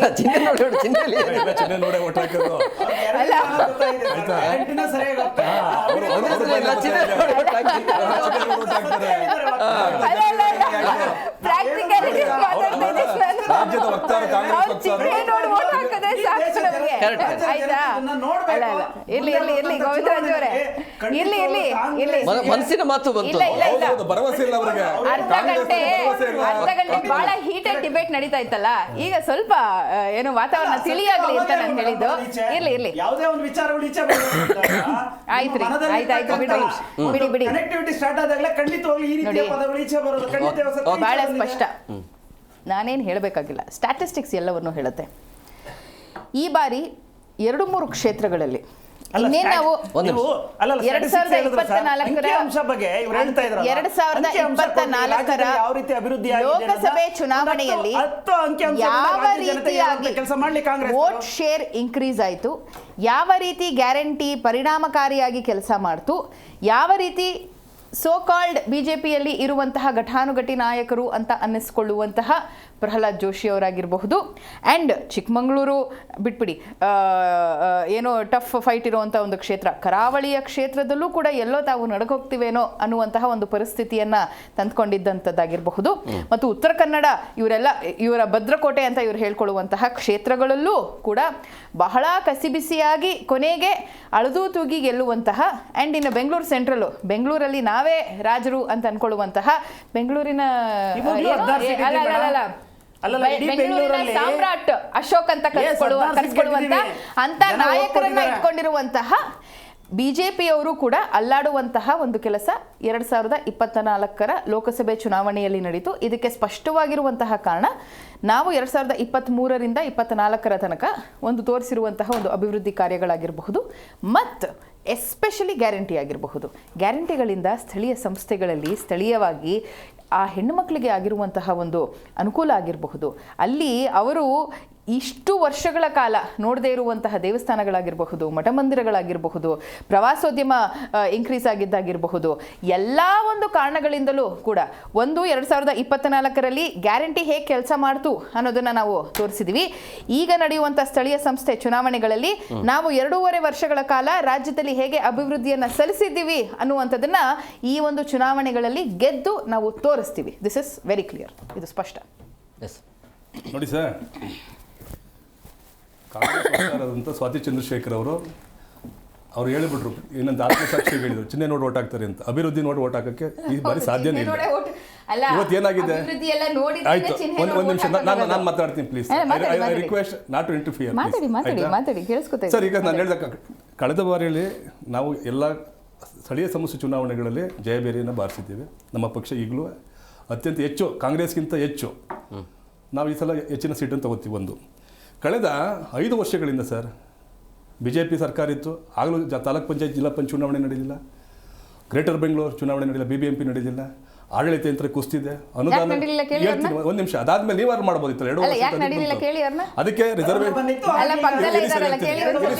ನಾನು ಹೇಳ್ತೀನಿ, ಅದಕ್ಕೆ ಕಾರಣ ಅದಲ್ಲ ಕರೋನಾ ವಿಚಾರ ಅಲ್ಲ. ಅಲ್ಲೇನಾಯ್ತು ಅಂತ ಮೀಸಲಾತಿಯನ್ನ ಮಾಡಬೇಕು ಅನ್ನೋದು, ಆಮೇಲೆ ಕೆಲವು ವಾರ್ಡ್ಗಳನ್ನ ಪುನರ್ ವಿಂಗಡಣೆ ಮಾಡಬೇಕು ಕ್ಷೇತ್ರಗಳನ್ನ ಅಂತ ಹೇಳಿ, ಅದಕ್ಕೋಸ್ಕರ ಅದಕ್ಕೊಂದು ಕೋರ್ಟ್ ಸೈಂಟಿಫಿಕ್ ಆಗಿ ಪುನರ್ ವಿಂಗಡಣೆಯನ್ನ ಮಾಡಿದ್ರು. ಅದಾದ್ಮೇಲೆ ಮತ್ತೆ ಇವ್ರು ಕೋರ್ಟ್ 2.5 ವರ್ಷ ಕಾಂಗ್ರೆಸ್ ಸರ್ಕಾರ ಉದ್ದೇಶನೇ ಇಲ್ಲ. ಅದಕ್ಕೆ ಒಂದು ಉತ್ತಮವಾದ ಸ್ವರೂಪವನ್ನ ಕೊಡೋ ತನಕ ಜನ ಕಾಯಬೇಕಾಯ್ತು. ಅದಕ್ಕೆ ಈ ಸಮಸ್ಯೆ ಉದ್ಭವ ಆಯಿತು. ಆಯ್ತು, ಒಂದು ನಿಮಿಷ ಇರಿ. ಅಲ್ಲ, ಸ್ಪಷ್ಟತೆ. ಈಗ 2.5 ವರ್ಷದಿಂದ ಇವರು ಒಂದು ಯಾವುದೋ ನಿಗಮ ಮಂಡಳಿಗೆ ನೇಮಕ ಮಾಡಲಿಕ್ಕೆ 2 ವರ್ಷ ತಗೊಂಡ್ರು. ತನ್ನ ಕಾರ್ಯಕರ್ತರಿಗೆ ಅಧಿಕಾರ ಕೊಡ್ಲಿಲ್ಲ. ನೋಡಿದ್ರ, ಈಗ ನಿಗಮ ಮಂಡಳಿ ನೇಮಕ ಮಾಡಿದ್ದು. ಈಗ ಇವರಿಗೆ ಆತ್ಮವಿಶ್ವಾಸನೇ ಇಲ್ಲ. ಏನಿತ್ತು, ಚುನಾವಣೆ ಮಾಡೋ ದುಡ್ಡಿಲ್ವಾ? ಈಗ ಹೈಕೋರ್ಟ್ನಲ್ಲಿ ಆದಷ್ಟು ಬೇಗ ಈ ಪ್ರಕರಣವನ್ನು ಮುಗಿಸ್ಬೇಕು ಅಂತ ಹೇಳಿ ಕೋರ್ಟ್ ಇತ್ಯರ್ಥ ಮಾಡಿದ್ರು ಸಹ, ಆದಷ್ಟು ಬೇಗ ಅಂದ್ರೆ 10 ಡೇಟ್ ಕೊಟ್ಟರು ಸಹ ಇವ್ರು ಯಾಕೆ ಡಿಲೇ ಮಾಡಿದ್ರು? ಆಯ್ತು, 2.5 ವರ್ಷಗಳಿಂದ ಚುನಾವಣೆಗಳಾಗಿಲ್ಲ. ಈಗ ನಾವು ಏನು ಗ್ರಾಮ ಪಂಚಾಯತಿ ಒಂದು ಬಿಟ್ಟರೆ ಸರ್, ಕಳೆದ 5 ವರ್ಷಗಳಿಂದ ಯಾವ ಅನುದಾನಗಳು ಬರ್ತಾ ಇಲ್ಲ. ತಾಲೂಕ್ ಪಂಚಾಯತಿಯಿಂದ ಅಭಿವೃದ್ಧಿಗಳು ಕಾಯ್ತಾ ಇಲ್ಲ, ರಸ್ತೆಗಳಾಯ್ತಾ ಇಲ್ಲ. ಆಮೇಲೆ ಇವ್ರು ಈ ಸರ್ಕಾರಕ್ಕೆ ದುಡ್ಡು ಇಲ್ಲವಲ್ಲ, ಈಗ 2 ವರ್ಷದಿಂದ ಬರೀ ಗ್ಯಾರಂಟಿಗಳು ತುಂಬ್ತಾ ಇದಾರಲ್ಲ, ಇನ್ನೇ ದುಡ್ಡು ಕೊಡ್ತಾರೆ? ಕೇವಲ ನರೇಗಾ ಕೆಲಸಗಳಿಂದ 15,000 ಕೋಟಿ ಆಗ್ತಾ ಇದೆ. ಒಂದು ಅಷ್ಟು ಅಭಿವೃದ್ಧಿ ಕಾರ್ಯಗಳನ್ನ ಕಾಂಗ್ರೆಸ್ ಅಂತ ಶಂಕುಸ್ಥಾಪನೆ ಮಾಡ್ತಾ ಇದ್ದಾರೆ. ಒಂದ್ ನಿಮಿಷ ಇರಿ ಮೇಡಮ್, ಏನ್ ಶಂಕುಸ್ಥಾಪನೆ ಮಾಡ್ಕೊಂಡ್ ಬರ್ಬೋದು? ಮಾಜಿ ಮುಖ್ಯಮಂತ್ರಿ ಮಕ್ಕಳು ಯಾವ ತರ ಸೋಸಿದ್ರು ಅಂತ ಎಲ್ಲ ಗೊತ್ತಿವ್ರು. ಯಾವ ತರ ಇವರು ಚುನಾವಣೆ ದಿನ ಗೃಹಲಕ್ಷ್ಮಿ ಹಣವನ್ನ ಅಕೌಂಟ್ ಇದೆ ಎಲ್ಲ ಕೊಟ್ಟಿದ್ದು 2 ಬಸವರಾಜ ಬೊಮ್ಮಾಯಿ ಅವ್ರ ಮಗ ಅವರ ಒಂದು ಕ್ಷೇತ್ರದಲ್ಲಿ ಇಲ್ಲೇ ನಮ್ಮ ನಿಖಿಲ್ ಕುಮಾರಸ್ವಾಮಿ ಅವರ ಸೋಲಿಗೆ ಇವ್ರು ಕೊಟ್ಟಂಥ ಕೂಪನ್ಗಳು ಮತ್ತು 800 ಕೋಟಿಗಳನ್ನು ಬಂದು ಇಡೀ ರಾಜ್ಯ ಸರ್ಕಾರ ಅಲ್ಲಿ ಬಂದು ಸೋಲ್ಸಕ್ಕೆ ಬರ್ತದೆ. ಇಡೀ ರಾಜ್ಯ ಸರ್ಕಾರ ಇನ್ಕ್ಲೂಡಿಂಗ್ ಮುಖ್ಯಮಂತ್ರಿ ಆಲ್ ಕ್ಯಾಬಿನೆಟ್ಸ್ ಎಲ್ಲಿಗೆ ಚನ್ನಪಟ್ಟಣಕ್ಕೆ ಬರ್ತಾರೆ. ನರೇಂದ್ರ ಮೋದಿ ಒಬ್ಬ ಮಾಜಿ ಮುಖ್ಯಮಂತ್ರಿ ಮಗನ ರಾಜಕೀಯ ದ್ವೇಷ ಮಾಡೋಕ್ಕೋಸ್ಕರವಾಗಿ ಬರ್ತಾರೆ ಅಲ್ಲಿಗೆ. ಅವತ್ತು 800 ಕೋಟಿಯನ್ನ ಪ್ಯಾಕೇಜ್ ಕೊಡ್ತಾರೆ. ಆಸೆ ಆಮಿಷಗಳಿಂದ ಈ ಸರ್ಕಾರ ಏನ್ ಮಾಡ್ತದೆ, ನಮ್ಮ ಇವರು ಏನು ನಮ್ಮ ಸಂಘಟನೆ ಅದು ಇರಿ ಮೇಡಮ್, ಸಂಘಟನೆ ಮಾಡ್ಕೊಳ್ಳಿ. ನಮ್ಮ ಪಕ್ಷದಲ್ಲಿ ಆಮೇಲೆ ಇವ್ರು ಹೇಳ್ತಾರಲ್ಲ, ಎಲ್ಲಿ ಬೇಕಾದ್ರೂ ಹೋಗಿ ಈಗ ಬನ್ನಿ, ಈಗ 2028 ಚುನಾವಣೆ ಬನ್ನಿ, ಗೊತ್ತಾಗುತ್ತೆ. ಸ್ಥಳೀಯ ಸಂಸ್ಥೆ ಚುನಾವಣೆಗೆ ಬನ್ನಿ, ಆಯ್ತಾ? ನೀವು 3ನೇ ಸ್ಥಾನಕ್ಕೆ ಹೋಗ್ತೀರಾ. ಈಗಲೂ ಬರ್ತೀವಿ. ಬಿಜೆಪಿ ಮತ್ತು ನಾವು ಮೊದಲನೇ ಸ್ಥಾನದಲ್ಲಿ ಇರ್ತೀವಿ, ನೀವು 3ನೇ ಸ್ಥಾನಕ್ಕೆ ಹೋಗ್ತೀರಾ. ಒಂದು ಆಮೇಲೆ ಇವ್ರು ಹೇಳ್ತಾರಲ್ಲ, ಗೃಹಲಕ್ಷ್ಮಿ ಹಣನ ನಾವು ಅವತ್ತಿನ ದಿನ ಹಿಂದೆ ಹಾಕಬೇಕು ಅಂತ ಇಟ್ಕೊಂಡಿದ್ದಿದ್ದಲ್ಲ. ಲೋಕಸಭೆ ಚುನಾವಣೆಯ ಸ್ವಾಭಾವಿಕವಾಗಿ ನಡ್ಕೊಂಡು ಬಂದಿರುವಂತ ಒಂದು ಸ್ಕೀಮು ಅದು ವಿಧಾನಸಭೆ ಆಗಿದೆ ಅಷ್ಟೇ. ಬಿಹಾರಲ್ಲಿ ಮಾಡ್ದಂಗೆ ನಿಮ್ಮಷ್ಟೇ ಮಾತಾಡಬೇಡಿರಿ. ಅಲ್ಲ ಬಿಹಾರಲ್ಲಿ ಮಾಡ್ದಂಗೆ ಮಾಡ್ಲಿಲ್ಲ ನಾವು. ಒಂದು ನಿಮಿಷ, ಈಗ ನಿಮ್ಮ ಎನ್ಡಿಎ ಮೈತ್ರಿ ಮಾಡ್ದಂಗೆ ಮಾಡ್ಲಿಲ್ಲ ಇರಿ ಮೇಡಮ್, ಮಾತಾಡ್ತೀನಿ ನಾನು. ಅಲ್ಲ ನಿಮಗೆ ವಾಸ್ತವಿಕ ಯಾಕೆ ನನಗೆ ಗೊತ್ತಿಲ್ಲ, ವಿಚಾರಗಳು ಗೊತ್ತಿಲ್ವಾ? ನಾನು ವಿಚಾರ ಇಟ್ಕೊಂಡೇ ಬಂದಿದ್ದೀನಿ. ವಿಧಾನಸಭೆ ಇರಿ ಸರ್, ಜನರ ತೀರ್ಪು ಬೇರೆ ಬೇರೆ ಇರ್ತದೆ ಸರ್. ಯಾಕೆಂತಂದ್ರೆ ವಿಧಾನಸಭೆಗೆ ಬೇರೆ ಇರ್ತದೆ, ಆಮೇಲೆ ಲೋಕಸಭೆಗೆ ಬೇರೆ ಇರ್ತದೆ. ರಾಷ್ಟ್ರದ ಹಿತಾಸಕ್ತಿಯಿಂದ ನಾವೇನು ಮಾಡ್ಕೊಂಡಿವಿ, ನಮ್ಮ ನಾಯಕರು ಮತ್ತು ನಮ್ಮ ಪಕ್ಷ NDA ಮೈತ್ರಿಕೂಟದ ಜೊತೆ ಸೇರ್ಕೊತ್ತು. ನಾವು ಇವ್ರ ಜೊತೆ ಸೇರ್ಕೊಂಡಂಥ ಸಂದರ್ಭದಲ್ಲಿ 2006 ಒಂದು ಇಂಡಿಯಾ ಅಂತ ಒಂದು ಮಾಡ್ಕೋತಾರೆ, ಒಕ್ಕೂಟ ಅಂತೇಳಿ. ಅಲ್ಲಿ ಮಾತಾಡ್ಸರೇ ಇಲ್ಲ, ಅಲ್ಲಿ ಯಾವ ಜವಾಬ್ದಾರಿ ತಗೊಳ್ಳೋರೇ ಇಲ್ಲ. ಇವತ್ತು ಇಂಡಿಯಾ ಒಕ್ಕೂಟ ಫೇಲ್ಯೂರ್ ಆಗಿದೆ. ಈ ಬಿಹಾರ ಚುನಾವಣೆ ನೀವು ನೋಡಿದ್ದೀರಾ, ರಾಹುಲ್ ಗಾಂಧಿ ಅವ್ರ ನಾಯಕತ್ವ ಹೋಗಿದೆ, ನಿಮ್ಮ ರಾಹುಲ್ ಗಾಂಧಿ ಅವ್ರ ನಾಯಕತ್ವ ಹೋಗಿದೆ. ಅಲ್ಲ, ಬಿಹಾರ ಚುನಾವಣೆ ಏನಾಯ್ತು ನಿಮ್ದು? ಇವತ್ತು ನಿಮ್ ಜೊತೆ ಬಂದಂತ ಸ್ಥಳೀಯ ಪಕ್ಷಗಳೆಲ್ಲ ಮುಗಿಸ್ತು, ಇವತ್ತು ಇಂಡಿಯಾ ಒಕ್ಕೂಟದ ಜೊತೆ ಹೋದಂತ ಇದಾಯ್ತು. ಆಮೇಲೆ ನಮ್ಮ ನಾಯಕರಾದಂತ ದೇವೇಗೌಡರು ಸ್ಪಷ್ಟ ಮಾಡಿದ್ದಾರೆ. ಕೇಳಿ ಮೇಡಮ್, ಇಲ್ಲಿ ಉತ್ತರಕ್ಕೆ ನಿತೀಶ್, ದಕ್ಷಿಣಕ್ಕೆ ಕುಮಾರಣ್ಣ. ಕರ್ನಾಟಕದಲ್ಲಿ ಮುಂದಿನ ಬಾರಿ ಕುಮಾರಣ್ಣ ಅವರ ನೇತೃತ್ವದಲ್ಲೇ ನಾವು ಅಧಿಕಾರಕ್ಕೆ ಬಂದೇ ಬರ್ತೀವಿ. ಬಿಜೆಪಿ ನಾವು ಇದು ಸ್ಪಷ್ಟ ಸಂದೇಶ. ಯಾವುದೇ ಕಾರಣಕ್ಕೂ ನೀವು ಅನುಮಾನ ವ್ಯಕ್ತಪಡಿಸಬೇಡಿ. ಇನ್ನೊಂದು ಅಲ್ಲ ಮೇಡಮ್, ನಿಮ್ಮಲ್ಲಿ ಇವತ್ತು ಏನಾಗಿದೆ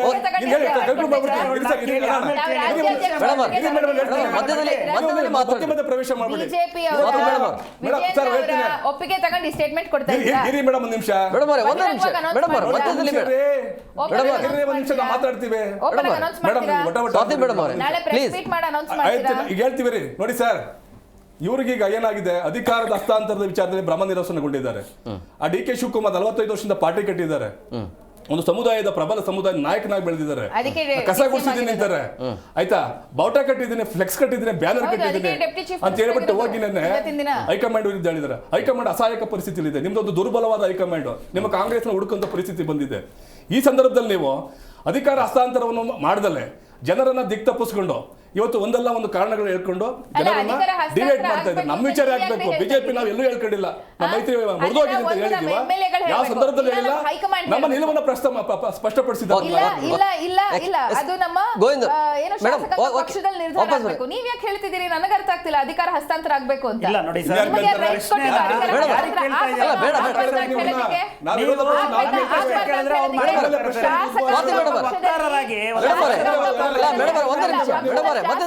ಮೆಮೊರಿ ಕಮ್ಮಿ ಆಗಿದ್ರಿಂದ ಮೆಮೊರಿ ಕಾರ್ಡ್ ಇಲ್ಲದೆ ಚರ್ಚೆ ಮಾಡಕ್ ಬರ್ತಾರ. ನಿಮ್ಮ ಪ್ರಶ್ನೆಗಳಿದ್ರೆ ನಿಮ್ಮ ಅವಕಾಶ ಬಂದಾಗ ನೀವು ಚರ್ಚೆ ಮಾಡಿ, ನಮ್ಮೇನು ಅಭ್ಯಂತರ ಇಲ್ಲ. ನಿಮ್ಮ ಮೆಮೊರಿಯನ್ನ ಕಮ್ಮಿ ಆಗಿದ್ರೆ ಬರ್ಕೊಳ್ಳಿ. ಹೌದು, ಅಂಟಿಲ್ ಹೈಕಮಾಂಡ್ ಸೇಸ್ ಐಕ 5 ವರ್ಷ ಅಲ್ಲ ಅಂತ DK ಶಿವಕುಮಾರ್ ಹೇಳ್ತಾರೆ. ಏನಿದೆ ನಿಮ್ದು ಒಂದೊಂದು ಹೇಳಿಕೆ? ಏನ್ರಿ ಗೊಂದಲ? ಅಧಿಕಾರ ಹಸ್ತಾಂತರ ಮಾಡಿದ್ರೆ ನಿಮ್ಮ ಮಾತಿಗೆ ತಪ್ಪಿದ ಸರ್ಕಾರ ಆಗ್ತದೆ. ಕರ್ನಾಟಕದಲ್ಲಿ ಮಾತಿಗೆ ತಪ್ಪಿದ ಸರ್ಕಾರ ಆಗ್ತದೆ. ಕಾಂಗ್ರೆಸ್ ಅಂತಂದ್ರೆ ಕೊಟ್ಟ ಮಾತನ್ನ ಅನ್ನೋದಾಗುತ್ತೆ. ಪ್ರಶ್ನೆ ಹಾಕಿರ್ತಕ್ಕಂಥದ್ದು ಆಂಕರ್ ಅವರು ನನಗೆ ಉತ್ತರ ನನಗೆ ಕೊಡಕ್ ಬಿಡಿ. ನಿಮ್ಮ ಅವಕಾಶ ಬಂದಾಗ ನಿಮ್ಮ ಪ್ರಶ್ನೆಗಳನ್ನ ಮುಂದೆ ದಯವಿಟ್ಟು ಉತ್ತರ ತಗೊಳ್ಳೋಂತ ಕೆಲಸ ಮಾಡಿ. ಮೆಮೊರಿ ಕಾರ್ಡ್ ಏನೋ ಲಾಸ್ ಆಗಿದ್ರೆ ಖಂಡಿತ ಹೊಸ ಮೆಮೊರಿ ಕಾರ್ಡ್ ಹಾಕೊಂಡು ದಯವಿಟ್ಟು ಪ್ರಶ್ನೆ ಬರ್ಕೊಂಡು ಪ್ರಶ್ನೆ ಕೇಳಿ. ಮಧ್ಯೆ ಮಧ್ಯೆ ಇಂಟರ್ಫೇರ್ ಆಗೋದ್ರಿಂದ ಜನಕ್ಕೆ ಒಂದು ಒಳ್ಳೆ ಮೆಸೇಜ್ ಹೋಗೋದಿಲ್ಲ. ಯಾಕೆಂದ್ರೆ ವಿಚಾರಗಳು ಏನಿದ್ರು ಮಂಡನೆ ಮಾಡೋಣ ಸರ್. ಈಗ ಕಾಂಗ್ರೆಸ್ ಅವ್ರಿಗೆ ಎಲ್ಲೋ ಒಂದ್ ಕಡೆ ಈ ರೀತಿಯಾದ ಹೇಳಿಕೆಯಿಂದ ನಡ್ಕ ಸ್ಟಾರ್ಟ್ ಆಗಿದೆಯಾ? ಅವ್ರು ಹೇಳ್ತಾ ಇದ್ರು, ನಮಗೆ ನೀವು ಅಭಿವೃದ್ಧಿ ಪರನ ಇಲ್ಲ ಗ್ಯಾರಂಟಿ ಪರನ ಮತವನ್ನು ಕೊಡ್ತಾರೆ ಅಂತಂದ್ರೆ ಅವರಿಗೆ ಸ್ಪಷ್ಟವಾದ ಉತ್ತರ ಕೊಡಕ್ಕೆ ಇವತ್ತು ಶಕ್ತಿ ಇಲ್ಲ ಕಾಂಗ್ರೆಸ್. ಗ್ಯಾರಂಟಿನೂ ಸರಿಯಾಗಿ ಕೊಡ್ಲಿಲ್ಲ. 5,000 ಕೋಟಿ ಗ್ಯಾರಂಟಿ ಹೆಸರು ಹೇಳಿ ಗುಳು ಮಾಡಿರ್ತಕ್ಕಂಥ ಸಚಿವರು ಸದನಕ್ಕೆ ಬಂದು ಉತ್ತರ ಕೊಡುವಂತ ಕೆಲಸ ಮಾಡಕ್ಕಾಗ್ಲಿಲ್ಲ. ಬಂದ್ಬಿಟ್ಟು ತಪ್ಪಾಗಿದೆ, ಕ್ಷಮೆ ಇರಲಿ ಅಂತ ಕ್ಷಮೆ ಕೇಳುವಂತ ಕೆಲಸ ಯಾರಿಂದ ಆಗಿರ್ತಕ್ಕಂಥದ್ದು?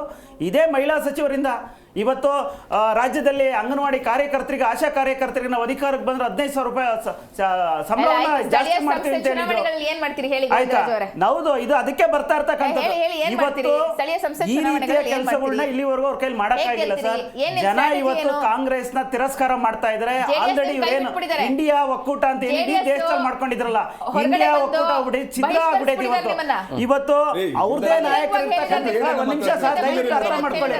ಜನ ನೋಡ್ತಾ ಇದಾರೆ, ಅವ್ರಿಗಾದ್ರೂ ಗೌರವ ಕೊಡಿ. ನೀವು ನಿಮ್ಮಲ್ಲಿ ಗೌರವ ಇಲ್ಲ ಅಂದ್ರೆ ಬಿಡಿ ಅದನ್ನ, ಜನ ಗೌರವ ಕೊಡಿ. ಇವತ್ತು ಇಂಡಿಯಾ ಒಕ್ಕೂಟನೇ ಇವತ್ತು ಹೊಡೆದೋಗಿದ್ದು. ಇದೇ ಕೇಜ್ರಿವಾಲ್, ಮಮತಾ ಬ್ಯಾನರ್ಜಿ ಏನ್ ಹೇಳಿದ್ರು ಸರ್, ಇವತ್ತು ಕಾಂಗ್ರೆಸ್ ನಂಬ್ಕೊಂಡು ನಾವು ಯಾವುದೇ ಒಂದು ಚುನಾವಣೆ ಗೆಲ್ಲಕ್ಕಾಗಲ್ಲ ಅಂತ ಸ್ಟೇಟ್ಮೆಂಟ್ ಮಾಡಿದ್ರು. ಇಂಡಿಯಾ ಒಕ್ಕೂಟದಿಂದ ನಾವು ಆಚೆ ಹೋಗ್ತೀವಿ, ಸಪರೇಟ್ ಆಗಿ ಸೀಟ್ ಹಾಕೊಳ್ತೀವಿ ಅಂತ ಹೇಳಿದ್ರು. ಯಾಕೆ ಹೇಳಿದ್ರು? ಇವತ್ತು ರಾಹುಲ್ ಗಾಂಧಿ ಸ್ಟ್ರೆಂತ್ಲೆಸ್ ಪರ್ಸನ್ ಅಂತ ಹೇಳ್ಬಿಟ್ಟು ಆಲ್ರೆಡಿ ಗೊತ್ತಾಗಿರ್ತಕ್ಕಂಥದ್ರಿಂದ ಇವತ್ತು ಬಿಹಾರದಲ್ಲಿ ಇವರು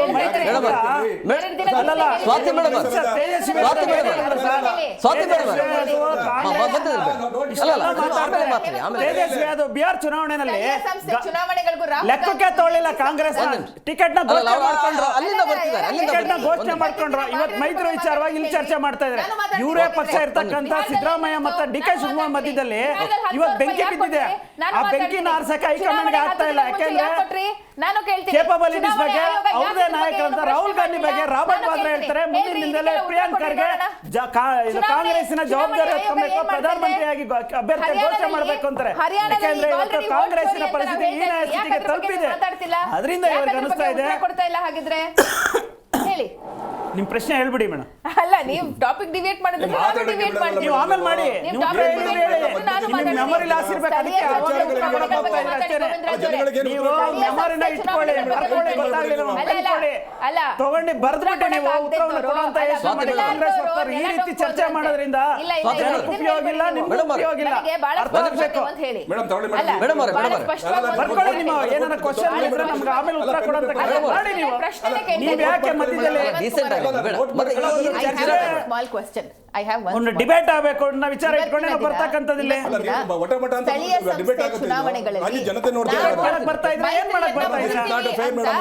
ರಾಷ್ಟ್ರೀಯ ಅಧ್ಯಕ್ಷರಾದಂತ ಇವತ್ತಿನ ಮನಸ್ಥಿತಿ ಕಾಂಗ್ರೆಸ್ ಮನಸ್ಥಿತಿ ಈ ಮಟ್ಟಕ್ಕೆ ಬಂದಿದೆ. ಏನೇ ಚರ್ಚೆ ಮಾಡಕ್ಕಾದ್ರೂ ಚರ್ಚೆ ಬೇಕಾಗಿಲ್ಲ, ಅವ್ರಿಗೆ ಅಧಿಕಾರ ಬೇಕು.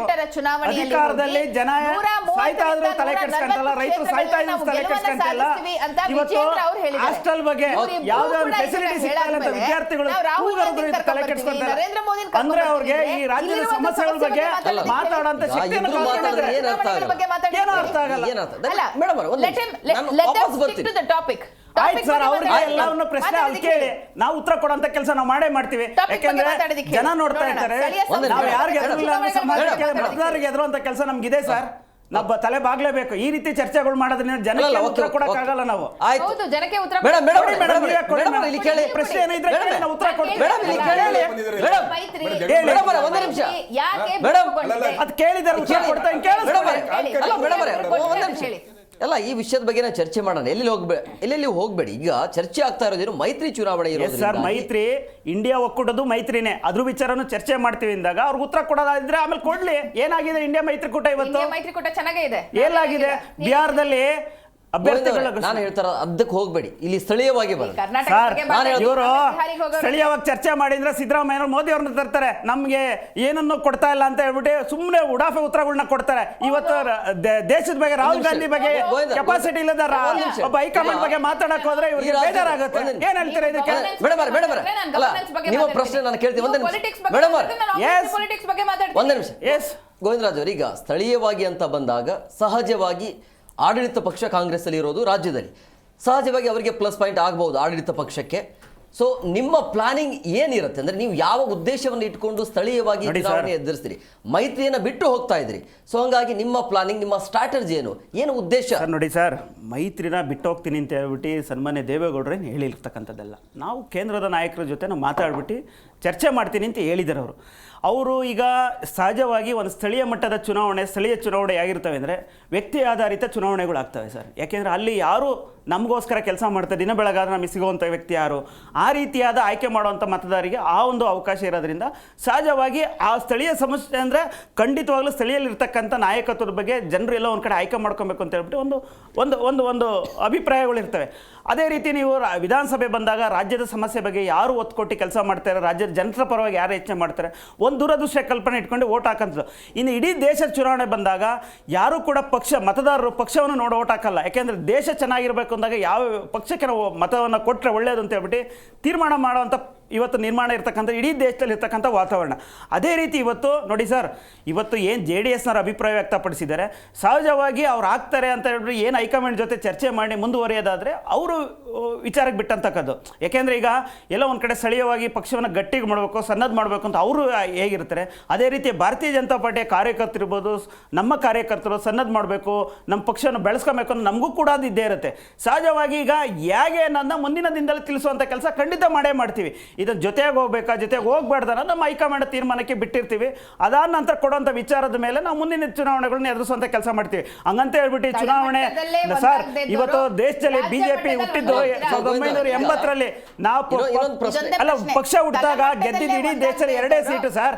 ಇವತ್ತು ನಮ್ಮ ವಾಜಪೇಯಿ ಅವ್ರದೊಂದು ಒಂದು ವಾಕ್ಯವನ್ನು ಹೇಳ್ತೀನಿ ಕೇಳಿ, ಸರ್ಕಾರ ಜಾಯೇಗಾ ಅಲ್ಲ ಅಂದರ್ ಚಟೇಗಾ ಸೂರಜ್ ನಿಕ್ಲೇಗ ಕಮಲ್ ಕಿಲೇಗ, ಇದು ಒಂದಿನಲ್ಲಿ. ಯಾಕೆಂದ್ರೆ ನಾವು 2 ಸೀಟಿಂದ ಇವತ್ತು ದೇಶವನ್ನ 300 ಸೀಟ್ ಗಡಿ ದಾಟಿಸಿದೆ. ಖಂಡಿತವಾಗ್ಲೂ ಮುಂದಿನ ದಿನ ಅಷ್ಟೇ ನಿರಂತರವಾಗಿ ಭಾರತೀಯ ಜನತಾ ಪಾರ್ಟಿ ಚುನಾವಣೆಗೆ ಹೋಗಿ ಮಾಡೋಂಥ ಕೆಲಸ ಪಾರ್ಟಿ ಅಲ್ಲ ಸರ್. ನಿರಂತರವಾಗಿ ಜನರ ಮಧ್ಯೆ ಇಟ್ಕೊಂಡು ಜನರ ಸಮಸ್ಯೆ ಬಗ್ಗೆ ಚರ್ಚೆ ಸಮಸ್ಯೆಗಳು ಸ್ಪಂದಿಸುವಂಥ ಕೆಲಸ ನಿರಂತರವಾಗಿ ಭಾರತೀಯ ಜನತಾ ಪಾರ್ಟಿ ಕಾರ್ಯಕರ್ತರು ನಿರಂತರವಾಗಿ ಮಾಡ್ತಾ ಇರ್ತಾರೆ. ನೀವು ಯಾವುದೊಂದು ಚುನಾವಣೆ ಬಂತು ಚುನಾವಣೆಗೆ ಹೋಗಿ ಜಾಸ್ತಿ ಕೆಲಸ ಮಾಡ್ತೀನೋ ಉದಾಹರಣೆ ಏನಿಲ್ಲ. ನಿರಂತರವಾಗಿ ಫುಲ್ ಟೈಮ್ ವರ್ಕರ್ಸ್ ಇದ್ದಾರೆ. ಅದು ಯಾವಾಗಲೂ ಪಾರ್ಟಿ ಜೊತೆಯಲ್ಲಿ ನಿಂತ್ಕೊಂಡೆ ಜನರು ಸ್ಪಂದಿಸುವಂತ ಕೆಲಸ ಮಾಡೇ ಮಾಡ್ತಾರೆ. ಹೊಂದಾಣಿಕೆ ಇಲ್ಲದೆ ಇರಬಹುದಾ ಅನ್ನುವಂತ ಯಾವುದೇ ಆದ್ರೂ ಈಗ ನೋಡಿ ಸರ್, ಇವತ್ತು ಕಾಂಗ್ರೆಸ್ನ ಓಡಿಸಿ ಇವತ್ತು JDS ಇರ್ಬೋದು ಬಿಜೆಪಿ ಇರ್ಬೋದು ಖಂಡಿತವಾಗ್ಲೂ ಎಲ್ಲ ಪಂಚಾಯತಿಗಳಲ್ಲಿ ಜೈಬಾರಿ ಬಾರಿಸೋದ್ರಲ್ಲಿ ಯಾವುದೇ ಅನುಮಾನ ಇಲ್ಲ. ಇದರಿಂದ ಇವರೆಲ್ಲ ಒಂದ್ ಕಡೆ ಕಾಂಗ್ರೆಸ್ ಮೈತ್ರಿಯಿಂದ ಅಂದ್ರೆ JDS ಹಿಂದೆ ಸರಿತಾ ಇರುವಂತ ಉದ್ದೇಶ ಏನಿರಬಹುದು ಅಂತ ಹೇಳಿದ್ರೆ ಅವರು ಹೇಳ್ತಾ ಇರುವಂತಂದ್ರೆ ಅವರ ವಕ್ತಾರರು ಕಾರ್ಯಕರ್ತರು ಹೇಳ್ತಾ ಇರುವಂಥದ್ದು ಬಿಜೆಪಿಯ ಆಡಳಿತದ ವೈಫಲ್ಯದಿಂದಾಗಿ ನಾವು ದೂರ ಸರಿತಾ ಇರುವಂಥ ಚರ್ಚೆ ಅನ್ನೋದು ಒಂದು ಕಡೆ. ಆದರೆ ಸ್ಥಳೀಯ ಸಂಸ್ಥೆಯ ಚುನಾವಣೆ ಯಾಕಾಗತ್ತೆ, ಅದರ ಉದ್ದೇಶ ಏನು, ಉದ್ದೇಶ ತಕ್ಕಂತೆ ಅಭಿವೃದ್ಧಿ ಆಗ್ತಾ ಇದೆಯಾ ಸ್ಥಳೀಯ ಭಾಗದಲ್ಲಿ? ಮೇಡಮ್ ಅವರ ಈಗ ಈ ಸರ್ಕಾರ ಅಧಿಕಾರಕ್ಕೆ ಬಂದಾಗಿನಿಂದ ಡೇ ಒನ್ನಿಂದ ನಿಮ್ಮ ಶಾಸಕರು ಹೇಳ್ತಾ ಇರುವಂಥದ್ದು ನಾವು ಸ್ಥಳೀಯವಾಗಿ ಮಾತನ್ನು ಕೊಟ್ಟಿದ್ದೇವೆ, ಅದರ ತಕ್ಕಂತೆ ನಮ್ಮನ್ನು ಅಧಿಕಾರಕ್ಕೆ ತಂದಿದ್ದಾರೆ, ಬಟ್ ಅಭಿವೃದ್ಧಿಗೆ ಹಣ ಬಿಡುಗಡೆ ಆಗ್ತಾ ಇಲ್ಲ, ಅಭಿವೃದ್ಧಿ ಕೆಲಸ ಕಾರ್ಯಗಳು ಆಗ್ತಾ ಇಲ್ಲ, ನಾವೇನು ಮಾಡೋಣ ಅನ್ನೋದು. ಇದು ಎಫೆಕ್ಟ್ ಆಗುತ್ತಾ ಈ ಚುನಾವಣೆಯಲ್ಲಿ, ಅಥವಾ ಓವರ್ ಕಾನ್ಫಿಡೆಂಟ್ ಇದೆಯಾ, ಗ್ಯಾರಂಟಿ ಕೊಟ್ಟಿದ್ದೀವಿ ಅನ್ನೋದು?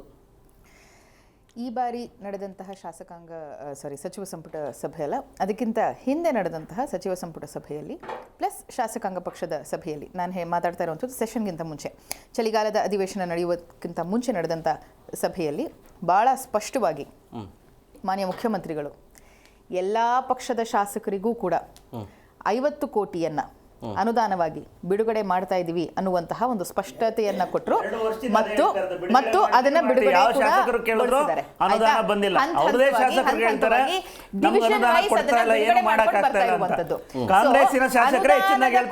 ಇದೆ ಅನ್ನುವಂತಹ ಪ್ರಶ್ನೆ ಇಲ್ಲಿ ಉದ್ಭವ ಆಗದೇ ಇಲ್ಲ. ಯಾಕೆಂದ್ರೆ ಇದು ಬಹಳ ಸ್ಪಷ್ಟ, ಮಾನ್ಯ ಮುಖ್ಯಮಂತ್ರಿಗಳು ಇದನ್ನ ಕ್ಲಾರಿಫೈ ಮಾಡಿದ್ದಾರೆ ಅಂಡ್ ಅದೇ ಪ್ರಕಾರವಾಗಿ ಅವ್ರು ನಡ್ಕೋತಾ ಇದ್ದಾರೆ ಕೂಡ. ಅಂಡ್ ಇನ್ನೊಂದು ವಿಚಾರ, ಗ್ಯಾರಂಟಿಗಳು ಇವತ್ತಿನ ದಿನ it is a part of ಅನುದಾನ ಅನ್ನೋದನ್ನ ನಮ್ಮ ಶಾಸಕರು ಅರ್ಥಕೊಂಡಿರೋದ್ರಿಂದನೇ, it is a part of ಅಭಿವೃದ್ಧಿ ಅನ್ನೋದನ್ನ ನಮ್ಮ ಶಾಸಕರು ಮತ್ತು ನಮ್ಮ ಸರ್ಕಾರ ನಡ್ಕೊಂಡಿರೋದ್ರಿಂದನೇ ಅದನ್ನ ಅಷ್ಟು ಪ್ರಬಲವಾಗಿ, ಅಷ್ಟು ಸಮೃದ್ಧವಾಗಿ ಅಂಡ್ ಅಷ್ಟು ಸೈಂಟಿಫಿಕ್ ಆಗಿ ಅದನ್ನ ನಾವು ಕೊಡ್ತಾ ಇರುವಂತದ್ದು. ನೀವು ಬೇರೆ ರಾಜ್ಯಗಳಲ್ಲಿ ದೊಡ್ಡ ದೊಡ್ಡ ಕಾಲುವೆಗಳನ್ನ ಕ್ಲೀನ್ ಮಾಡಕ್ಕೆ ಆಗಲೇ ಇಲ್ಲ. ಚುನಾವಣೆ ಬಂತಪ್ಪ ನಾವು ಕೊಡ್ತೀವಿ 10,000 ರೂಪಾಯಿ ಅಂತ ಹೇಳಿ ಹೋಗಿ ಅಕೌಂಟಿಗೆ ಹಾಕ್ಬಿಡುವಂತದ್ದು. ಆ ಚುನಾವಣೆ ಬಂತಪ್ಪ ಅಂತ ಹೇಳಿ ಮಹಾರಾಷ್ಟ್ರದಲ್ಲಿ, ಮಧ್ಯಪ್ರದೇಶದಲ್ಲಿ ಕೇವಲ ತಾತ್ಕಾಲಿಕವಾಗಿ ಕೊಡುವಂತಹ ಗ್ಯಾರಂಟಿಗಳನ್ನ ಜನ ನಂಬೋದಿಲ್ಲ ಅನ್ನೋದು ಯಾವ ಕಾಮಗಾರಿಗಳಾಗಲಿ ಕೆಲಸಗಳಾಗಲಿ ನಡೀತಾ ಇಲ್ಲ ಸರ್. ಸುಮ್ಮನೆ ಸುಳ್ಳು ಹೇಳ್ತಾರೆ, ಮುಖ್ಯಮಂತ್ರಿಗಳು ಸುಳ್ಳು ಹೇಳ್ತಾರೆ, MLAಗಳು ಸುಳ್ಳು ಹೇಳ್ತಾರೆ, ಇವತ್ತು ವಕ್ತಾರರು ಕೂಡ ಮಾಧ್ಯಮದಲ್ಲಿ ಸುಳ್ಳು ಹೇಳೋ ಕೆಲಸ ಮಾಡ್ತಾ ಇದ್ದಾರೆ. ಅಂಡ್ ಅನುದಾನಗಳು ಸಕಾಲವಾಗಿ ಬಿಡುಗಡೆ ಆಗ್ತಾ ಇರೋದ್ರಿಂದನೇ ಇವತ್ತಿನ ದಿನ 3 ಚುನಾವಣೆಗಳು ಬೈ ಎಲೆಕ್ಷನ್ಗಳನ್ನ ನಾವು ಗೆದ್ದಿದ್ದೀವಿ ನಾವೇನು. ಅಂಡ್ ಯಾರು ಕಳಪೆ ಗ್ಯಾರಂಟಿ ಕೊಟ್ರೆ ನಾಳೆ ಎಲೆಕ್ಷನ್ ಅನ್ಬೇಕಾದ್ರೆ ನೀವು ಗ್ಯಾರಂಟಿನ 3 ತಿಂಗಳು ಪೆಂಡಿಂಗ್ ಕೊಟ್ಟಲ್ಲ ಮೇಡಮ್. ನಿಮ್ಮ ರಾಜ್ಯಾಧ್ಯಕ್ಷರು ಬಳ್ಳಾರಿಯಲ್ಲಿ ಟಿಕಾಣಿ ಹೊಡೆದ್ರು ರೀ, ಏನಾಯ್ತು? ಅದಕ್ಕೆ ಹೇಳ್ತಾರೆ 3 ಇದ್ದಾಗ ನೀವು ಗ್ಯಾರಂಟಿಗಳನ್ನ ವರ್ಷ ಎಲ್ಲ ಕೊಡ್ಲಿಲ್ಲ, ಎಲೆಕ್ಷನ್ ಬರೋ ಟೈಮಲ್ಲಿ ಪ್ಲಾನ್ ಮಾಡ್ಕೊಂಡು ಕೊಡೋಕೆ ಹೋಗ್ತೀರಾ. ಇದು ನಿಮ್ಮ ಚುನಾವಣೆ ಚಮತ್ಕಾರ, ಇದು ಅರ್ಥ ಮಾಡ್ಕೊಳ್ಳಿ ಅಷ್ಟೇನೆ. ಬಿಟ್ಟಿದ್ರು ಏನ್ರಿ ಆಯ್ತು ಚನ್ನಪಟ್ಟಣ ಚುನಾವಣೆ? ಮಾಜಿ ಮುಖ್ಯಮಂತ್ರಿಗಳು ಗ್ಯಾರಂಟಿ ಕಾರ್ಡ್ ಸ್ವಾತಿ ಕೊಡ್ತೀವಿ. ಮೇಡಮ್ ಅವರು ಆಯ್ತು. ಬಸವರಾಜ ಬೊಮ್ಮಾಯಿ ಅವರು ಆಗ್ತಾನೆ ಮುಖ್ಯಮಂತ್ರಿಯಾಗಿ ಹೊರಗಡೆ ಬಂದು ಇಷ್ಟೆಲ್ಲ ಹೇಳ್ತಾರೆ ಸರ್. ಆಮೇಲೆ ಬಸವ ಯೋಜನೆಯಲ್ಲಿ ಜನಕ್ಕೆ ಇಡೀ ರಾಜ್ಯದಲ್ಲಿ ಯಾವ್ದಾದ್ರು ಒಂದು ಮನೆ ಕಟ್ಟಿರ್ತಕ್ಕಂಥ ಯಾವ್ದೋ ಉದಾಹರಣೆ ಇದ್ರೆ ಬಾಯಿಂದ ಹೇಳ್ಸಿ ಸರ್. ಒಂದೇ ಒಂದು ಮನೆ ಕೊಡ್ಲಿಲ್ಲ ಸರ್ಕಾರದಿಂದ ಇಲ್ಲಿವರೆಗೂ. ಓಕೆ ಒಂದೇ ಬರ್ತೀನಿ ಮೇಡಮ್ ಅವರೇ, ಒಂದು ನಿಮಿಷ. ಉಮೇಶ್ ಗೌಡ್ರ, ಈಗ ಈ ಮೈತ್ರಿ ಮಾಡ್ಕೊಂಡು ಹೋದ್ರೆ ಎಲ್ಲೋ ಒಂದ್ ಕಡೆ ಕಂಟಿನ್ಯೂ ಆದ್ರೆ, ಮೈತ್ರಿ ಕಂಟಿನ್ಯೂ ಆದ್ರೆ JDS ಪಕ್ಷ ಕುಸಿತ ಹೋಗುತ್ತೆ ಅನ್ನುವಂಥ ಲೆಕ್ಕಾಚಾರಕ್ಕೆ ನೀವು ಹೊರಗೆ ಬರ್ತಿದ್ದೀರಾ ಹೇಗೆ? ಆ ಕಾರಣ ಅಲ್ಲ ಸರ್, ನಾವೆಲ್ಲೂ ಸಹ ಅದನ್ನ ಎಲ್ಲೂ ವ್ಯಕ್ತಪಡಿಸಿಲ್ಲ. ನಮ್ಮ ನಾಯಕ ಯಾಕಂದ್ರೆ ಸ್ಥಳೀಯವಾಗಿ ಇಲ್ಲ ಸರ್, ನಾನು ಮುಂದೆ ಹೇಳ್ತೀನಿ. ನಮ್ಮ ಪಕ್ಷ ಅಧಿಕಾರಕ್ಕೆ ಅಂದರೆ ಸಾಮಾನ್ಯವಾಗಿ ಸ್ಥಾಪನೆ ಆಗಿ JDS ಅಂತ ಆಗಿ ಇಲ್ಲಿಗೆ 25 ವರ್ಷ ಆಗಿದೆ. ನಾವು ಇತ್ತೀಚೆಗೆ ನಾವು ಸುವರ್ಣ ಏನೋ ಒಂದು ಬೆಳ್ಳಿ ಹಬ್ಬವನ್ನು ಮಾಡಿದ್ದೀವಿ. ಈ ಸಂದರ್ಭದಲ್ಲಿ ನಾವು ಒಂದು ತೀರ್ಮಾನ ತೊಗೊಂಡಿದ್ದೇನೆ ಅಂದರೆ ನಮ್ಮ ಪಕ್ಷ ಉಳಿಬೇಕು, ನಮ್ಮ ಪಕ್ಷದ ಸಿದ್ಧಾಂತಗಳೇನಿದ್ದಾವೆ, ನಮ್ಮ ಪಕ್ಷದ ಏನೋ ಬಯಲಾಗಿದೆ, ಆ ಪ್ರಕಾರವಾಗಿ ನಾವು ಜನಗಳ ಹತ್ರ ಹೋಗಬೇಕು. ಈಗ ನಾವು ಅವ್ರು ಹೇಳಿದ್ರು, ಅವರ ಎರಡು ಇದ್ದು ಯಾವಾಗ ವಾಜಪೇಯಿ ಈಗ ದೇವೇಗೌಡರು ಒಂದು ಮಾತು ಹೇಳಿದ್ರು, 3 ಸೂತ್ರದ ಅನ್ವಯ ಅಂತ ಹೇಳಲಾಗ್ತಾ ಇದೆ, ಬಟ್ ಅದಕ್ಕೆ ಒಪ್ಲಿಕ್ಕೆ ರೆಡಿ ಇಲ್ಲ. ನಾನು ಹೇಳ್ತಾ ಇದ್ದೀನಿ ಇದರಲ್ಲಿ ಆ ಸೂತ್ರ ಒಪ್ಕೊಳ್ಳೋಕೆ ರೆಡಿ ಇಲ್ಲ, ಅಥವಾ ನಿಮ್ಗೆ ಈ ಸರ್ ಹಂಗಲ್ಲ ಬಿಜೆಪಿ ಜೊತೆ adjust ಆಗ್ತಿಲ್ವಾ? ಬಿಜೆಪಿ ಜೊತೆ ನಮ್ದು ಯಾವುದೇ ರೀತಿ ಸಂಘರ್ಷ ಇಲ್ಲ. ಹಂಗಿದ್ರೆ ನಾವ್ ಯಾಕೆ ಅವರಿಗೆ ಸಪೋರ್ಟ್ ಕೊಡ್ತಿದ್ವಿ MP ಚುನಾವಣೆಯಲ್ಲಿ? ಇರಿ ಮೇಡಮ್, 16 ಸೀಟ್ ಬರಲಿಕ್ಕೆ ಕಾರಣ ನಮ್ದು ಪಾತ್ರ ಐತೆ ಅದ್ರೊಳಗಡೆ. ನಾವು 2 ಗೆದ್ದಿರೋದು, 16 ಸೀಟ್ ಬರಲಿಕ್ಕೆ ನಮ್ದು ಮಾರ್ಜಿನಲ್ ಓಟ್ಸ್ಗಳು ಎಲ್ಲೆಲ್ಲಿ ನಮ್ಮ ಓಟ್ಗಳಿದ್ದು ಅವೆಲ್ಲ ಬಿಜೆಪಿ ಮಾಡಿದೆ, ರಾಷ್ಟ್ರದ ಹಿತದೃಷ್ಟಿಯಿಂದ ಮಾಡ್ಕೊಂಡಿದ್ದೀವಿ. ಹಂಗಂದ ತಕ್ಷಣ ನಾವು ಅವಾಗ ಎಲ್ಲೂ ಸಹ ಮಾತುಕತೆ ಆಗಿಲ್ಲ. ಈ ಸ್ಥಳೀಯ ಚುನಾವಣೆ ಆಗಲಿ, ನಮ್ಮ ರಾಜ್ಯ ನಾಯಕರುಗಳೇ ಆಗಲಿ, ನಾವೇ ಆಗಲಿ ಎಲ್ಲ ಚರ್ಚೆ ಮಾಡಿದ್ದೀವ? ಮಾಡಿಲ್ಲ.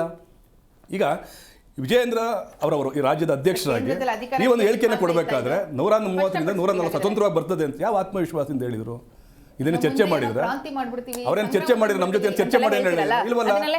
ಆಮೇಲೆ ಈಗ ಕೆಲವು ಹೋರಾಟ, ನಿಮ್ಮ ಬೇಡಿಕೆ ಏನು? ಸ್ಥಳೀಯ ಸಂಸ್ಥೆ ಚುನಾವಣೆಗೆ ಒಂದು ವೇಳೆ ಬಿಜೆಪಿ ಜೊತೆ ಹೋಗಬೇಕು ಅಂತ ನೀವು ಏನು ಬೇಡಿಕೆ? ಅಲ್ಲ, ಅದಿನ್ನು ಈ ಚರ್ಚೆ ಆಗಿಲ್ಲ. ಆ ವಿಚಾರ ನಾವು ಚರ್ಚೆನೂ ಮಾಡಿಲ್ಲ, ಅವರು ನಮ್ಮ ಹತ್ರ ಚರ್ಚೆ ಮಾಡಿಲ್ಲ. ನಾನು ಹೇಳ್ತಾ ಇದ್ದೇನೆ ಅಂದರೆ I request all the BJP state leaders to revise, reform, review and recall your statement before media. ಈ ಥರ ಹೇಳಿಕೆಯನ್ನು ಕೊಟ್ಟಂಥ ಸಂದರ್ಭದಲ್ಲಿ ಎಲ್ಲರಿಗೂ ಸಹಜವಾಗಿರುವಂಥ ಪಕ್ಷಗಳಿಗೆ ಆತಂಕ ಆಗುತ್ತೆ. ಇದೇನಪ್ಪ ಇವರು ಹಿಂಗೆ ಮಾಡ್ತಾ ಇದ್ದಾರೆ ಅಂತೇಳಿ. ಮುಂದಿನ ಚುನಾವಣೆಗೆ ನಾವು ಹೋಗಬೇಕು, ಮುಂದಿನ ಚುನಾವಣೆಗಳಿದ್ದಾವೆ, ಯಾವುದೋ ವಿಧಾನಸಭೆ ಚುನಾವಣೆಗೆ ಹೋಗಬೇಕು. ಇವರು ಈಗಲೇ ಏಕಪಕ್ಷೀಯವಾಗಿ ಥರ ಅವರೊಂದು ಹೇಳಿಕೆಯನ್ನು ಕೊಟ್ಟಂಥ ಸಂದರ್ಭದಲ್ಲಿ ಅದು ವೈಯಕ್ತಿಕ ಅನುಭವದು, ಅದಕ್ಕೆ ಈಗ ಅವರೊಂದು ಮಾಡ್ಬೋದು. It's the right time to form ಏನೋ ಒಂದು ಸಮನ್ವಯ ಸಮಿತಿ ಮಾಡುವಂಥದ್ದು, ನಮ್ಮ ನಾಯಕರ ಜೊತೆ ಚರ್ಚೆ ಮಾಡುವಂಥದ್ದು, ನಮ್ಮ ಮುಖಂಡರ ಜೊತೆ ಚರ್ಚೆ ಮಾಡೋಂಥ ಮಾಡಬೇಕು. ನೋಡಿ ಸರ್, ನಮ್ಮದು 2 ಸೀಟ್ ಇದ್ದಿದ್ದು 99ರಲ್ಲಿ ಆಯ್ತಾ, JDS 2 ಸೀಟ್ ML ಇದ್ದಿದ್ದು. ತದನಂತರ 2004ಕ್ಕೆ ಕ್ರಮೇಣ ಜಾಸ್ತಿ ಆಯಿತು. ಅವಾಗ ನಮ್ಮ ಕುಮಾರಣ್ಣ ಮುಖ್ಯಮಂತ್ರಿ ಆದರು. ಸಾಕಷ್ಟು ಕೆಲಸಗಳನ್ನು ಮಾಡಿದ್ವಿ. ಜನಪರ ಸರ್ಕಾರ ಅಂತೇಳಿ ಲಾಟ್ರಿ ನಿಷೇಧ ಇರ್ಬೋದು, ಗ್ರಾಮಾವಸ್ಥೆ ಇರುವಂಥದ್ದು, ಆಮೇಲೆ ಸಾಲ ಮನ್ನಾ ಮಾಡಿರುವಂಥ ಏಕೈಕ ಇಡೀ ರಾಷ್ಟ್ರದಲ್ಲಿ ಮುಖ್ಯಮಂತ್ರಿ ಇದ್ದಿದೆ ಅದು ಕುಮಾರಣ್ಣವ್ರ ಮಾತ್ರ. ಅದು ಜನತಾ ಸರ್ಕಾರ ಬರಬೇಕು, JDS ಸರ್ಕಾರ ಬರಬೇಕು ಅನ್ನೋದು ಈಗಲೂ ಹಂಬಲ ಇದೆ. ಆಯ್ತಾ, ವಚನ ಭ್ರಷ್ಟ ಅಲ್ಲ, ನಿಮ್ದು ಏನು ಗೊತ್ತಾ, ಗ್ಯಾರಂಟಿ ಹೇಳಿಕೆಯಿಂದ ಕಾರ್ಯಕರ್ತರ ವಚನ ಭ್ರಷ್ಟ ನೀವು ಆಯ್ತಾ ಇದ್ದೀರಿ. ಈಗ ನಿಮ್ಮ ವರ್ಷ ಮಾಡ್ಕೊಂಡು ಕೊಡ್ರಿ ಅಂದ್ರೆ ಅವರಿಗೆ ಅದಕ್ಕೆ ಶಿವಕುಮಾರ್ ಅಧಿಕಾರ ಕೊಡ್ರಿ. ಅಲ್ಲ, ನೀವು ಒಬ್ಬರ ಅಹಿಂದ ನಾಯಕತ್ವ ಅಂತ ಹೇಳ್ಬಿಟ್ಟು ಇಟ್ಕೊಂಡಿದ್ದೀರಲ್ಲ, ಯಾವ ಅಹಿಂದ ನಾಯಕರು ನಿಮ್ಮ ಸಿದ್ದರಾಮಯ್ಯನವರ ಮಧ್ಯೆ ಮುಸಲ್ಮಾನರಿಗೆ ಮೀಸಲಾತಿ ಕೊಟ್ಟದ್ದು ನಾವು, ಆಯ್ತಾ, ವರ್ಗಗಳಿಗೆ ಮೀಸಲಾತಿ ಕೊಟ್ಟದ್ದು ದೇವೇಗೌಡರು, ಆಯ್ತಾ, ನೀವು ಕೊಟ್ಟಿದ್ರಾ? ಆಯ್ತಾ, ಚಾಮುಂಡೇಶ್ವರಿ ಯಾಕೆ ಸೋಲ್ತಿದ್ರಿ ನೀವು? ಬಾದಾಮಿ ಯಾಕೆ ಹೋಗ್ಬೇಕಾಗಿತ್ತು ಸಿದ್ದರಾಮಯ್ಯನವರು? ನೀವು ಹಳೆ ಕಾಂಗ್ರೆಸ್ಸಿಗ, ಮೂಲ ಕಾಂಗ್ರೆಸ್ಸಿಗೆ 45 ವರ್ಷ ಸೇವೆ ಮಾಡಿದಂತ DK ಶಿವಕುಮಾರ್ ಅಧಿಕಾರ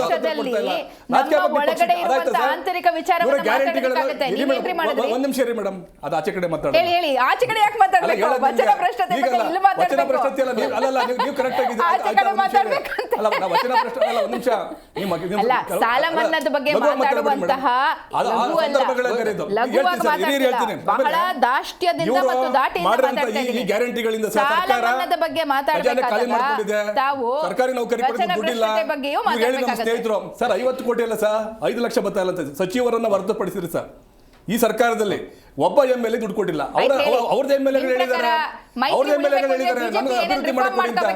ಇವರು 60,000 ಕೋಟಿ ವರ್ಷಕ್ಕೆ ಗ್ಯಾರಂಟಿಗೆ ಇನ್ವೆಸ್ಟ್ ಮಾಡ್ತಾ ಇದಾರಲ್ಲ. ಒಂದು ರಸ್ತೆ ಆಗಿಲ್ಲ. ಬನ್ನಿ ನೀವು ನಮ್ಮ ತಾಲೂಕುಗಳಿಗೆ ಬನ್ನಿ, ಬಹುಶಃ ನೀವು ಬೆಂಗಳೂರಲ್ಲಿ ಇದ್ದೀರಾ, ಬನ್ನಿ ನಮ್ಮ ಮಂಡ್ಯ ಜಿಲ್ಲೆಗಳಿಗೆ ಬನ್ನಿ, ಹಾಸನ ಜಿಲ್ಲೆಗಳಿಗೆ ಬನ್ನಿ.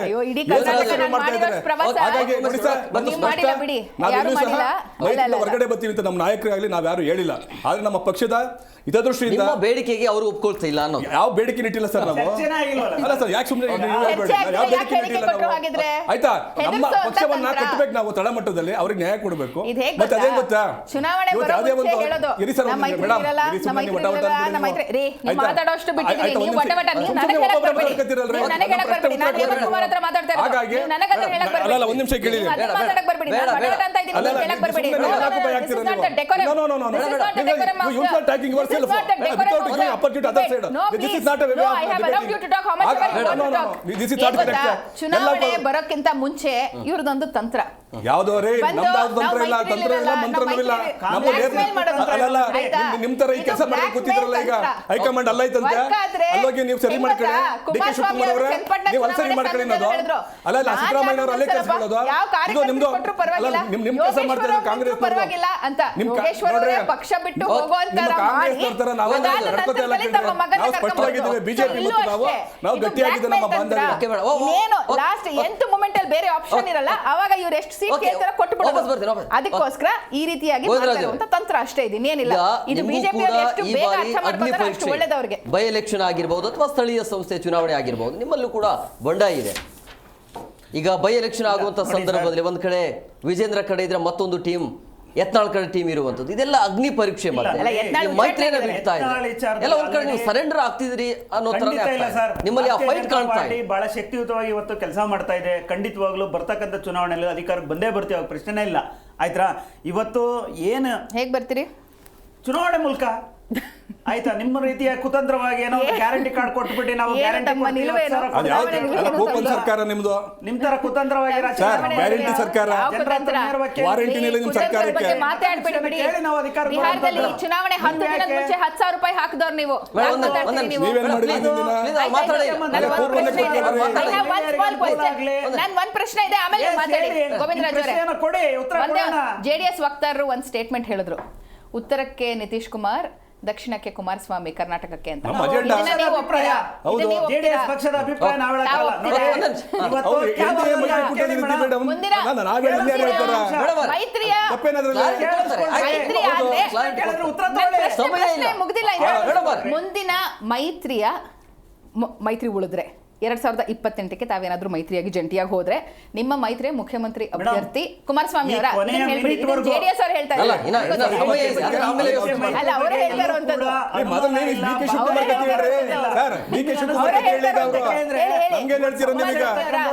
ಶಿವಕುಮಾರ್ ಮತ್ತೆ ಸಿದ್ದರಾಮಯ್ಯ ಇವತ್ತು ದೀಪ ಅಂತ ಹೇಳ್ತಾರೆ.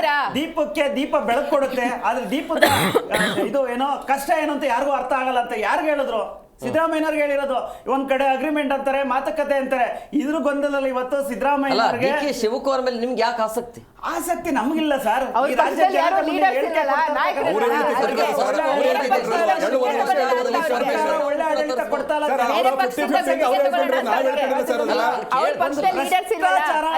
ಇವತ್ತು ಭ್ರಷ್ಟಾಚಾರ ಮಾಡೋ ಸರ್ಕಾರ ಈ ರಾಜ್ಯದಲ್ಲಿ ಅಂದ್ಬಿಟ್ಟು ಅದನ್ನು ಇರಬಾರ್ದು. ನೀವು ಡಿ ಕೆ ಶಿವಕುಮಾರ್ ಬರಬೇಕು, ಡಿ ಕೆ ಶಿವಕುಮಾರ್ ಮತ್ತೊಬ್ರು ಯಾರೊಬ್ರು ಕ್ಲಿಯರ್ ಮಾಡ್ಲಿ ಸರ್. ಹೈಕಮಾಂಡ್ಗೆ ಶಕ್ತಿನೇ ಇಲ್ಲ.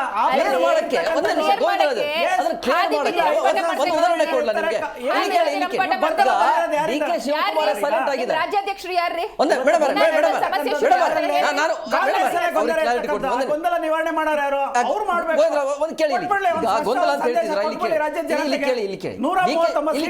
ಈಗ ಡಿ ಕೆ ಶಿವಕುಮಾರ್ ಅವರೇ ನಾನು ಕಾರ್ಯಕರ್ತನಾಗಿರ್ತೀನಿ ಅಂತ ಅವರೇ ಹೇಳ್ತಿದ್ದಾರೆ. ಒಂದು ವಿಚಾರ, ಒಂದು ನಿಮಿಷ. ಆದ್ರೂ ಕೂಡ ಈ ಅಧಿಕಾರ ಹಂಚಿಕೆ ವಿಚಾರ ಅಂತ ಬಂದಾಗ ಸುಮ್ಮನೆ ಅಂತೂ ಅಧಿಕಾರ ಹಂಚಿಕೆ ಆಗೋದಿಲ್ಲ. ಈಗ ನಾವೇನ್ ಮಾಡ್ತೀವಿ, ಮಗು ಹತ್ರ ತಾನೇ ಅವರಿಗೆ ಗೊಳೋ ಅಂತ ಹೇಳ್ತಾವ್ರಿ. ಮಾಧ್ಯಮದಲ್ಲಿ ನೋಡಿದಿರ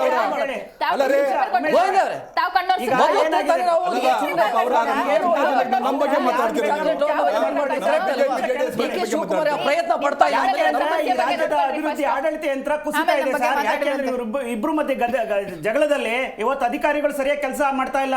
ಯಾರು ಕೂಡ ಇವರೆಲ್ಲ ಚೇಂಜ್ ಆಗ್ತಾರೆ, ಬದಲಾವಣೆ ಆಗ್ತಾರೆ. ಆಗ್ತಾರೆ ಅಂದ್ರೆ ಇದೇ ಗೊಂದಲದಲ್ಲಿ ಯಾವುದೇ ಒಂದು ಅಧಿಕೃತ ಒಂದು ಇದು ಫಂಡ್ ಆಗ್ಲಿ ಎಕ್ಸಿಕ್ಯೂಷನ್ ಆಗ್ತಾ ಇಲ್ಲ ಸರ್. ಇದು ಸಮಸ್ಯೆ ರಾಜ್ಯದಲ್ಲಿ ನೂರಾರು ಸಮಸ್ಯೆಗಳಿದೆ. ಒಂದು ಸಮಸ್ಯೆ ಸಣ್ಣ ಅಧಿಕಾರಿಗಳು ಎಲ್ಲ ಒಂದ್ ಕಡೆ ಈ ಸರ್ಕಾರ ಮುಖ್ಯಮಂತ್ರಿ ಇರುತ್ತಾ ಇಲ್ಲ ಅಂತ ಹೇಳ್ಬಿಟ್ಟು ಯಾರು ಕೆಲಸ ಮಾಡ್ಕೊಡ್ತಾರೆ ಜನರಿಗೆ. ಕಳೆದ 1 ವರ್ಷದಿಂದ ಈ ಸರ್ಕಾರ ಎಲ್ಲ ಒಂದ್ ಕಡೆ ಅಡಕತ್ರೆಯಲ್ಲಿ ಸಿಗಾಕೊಂಡ್ ಕೂತಿದೆ.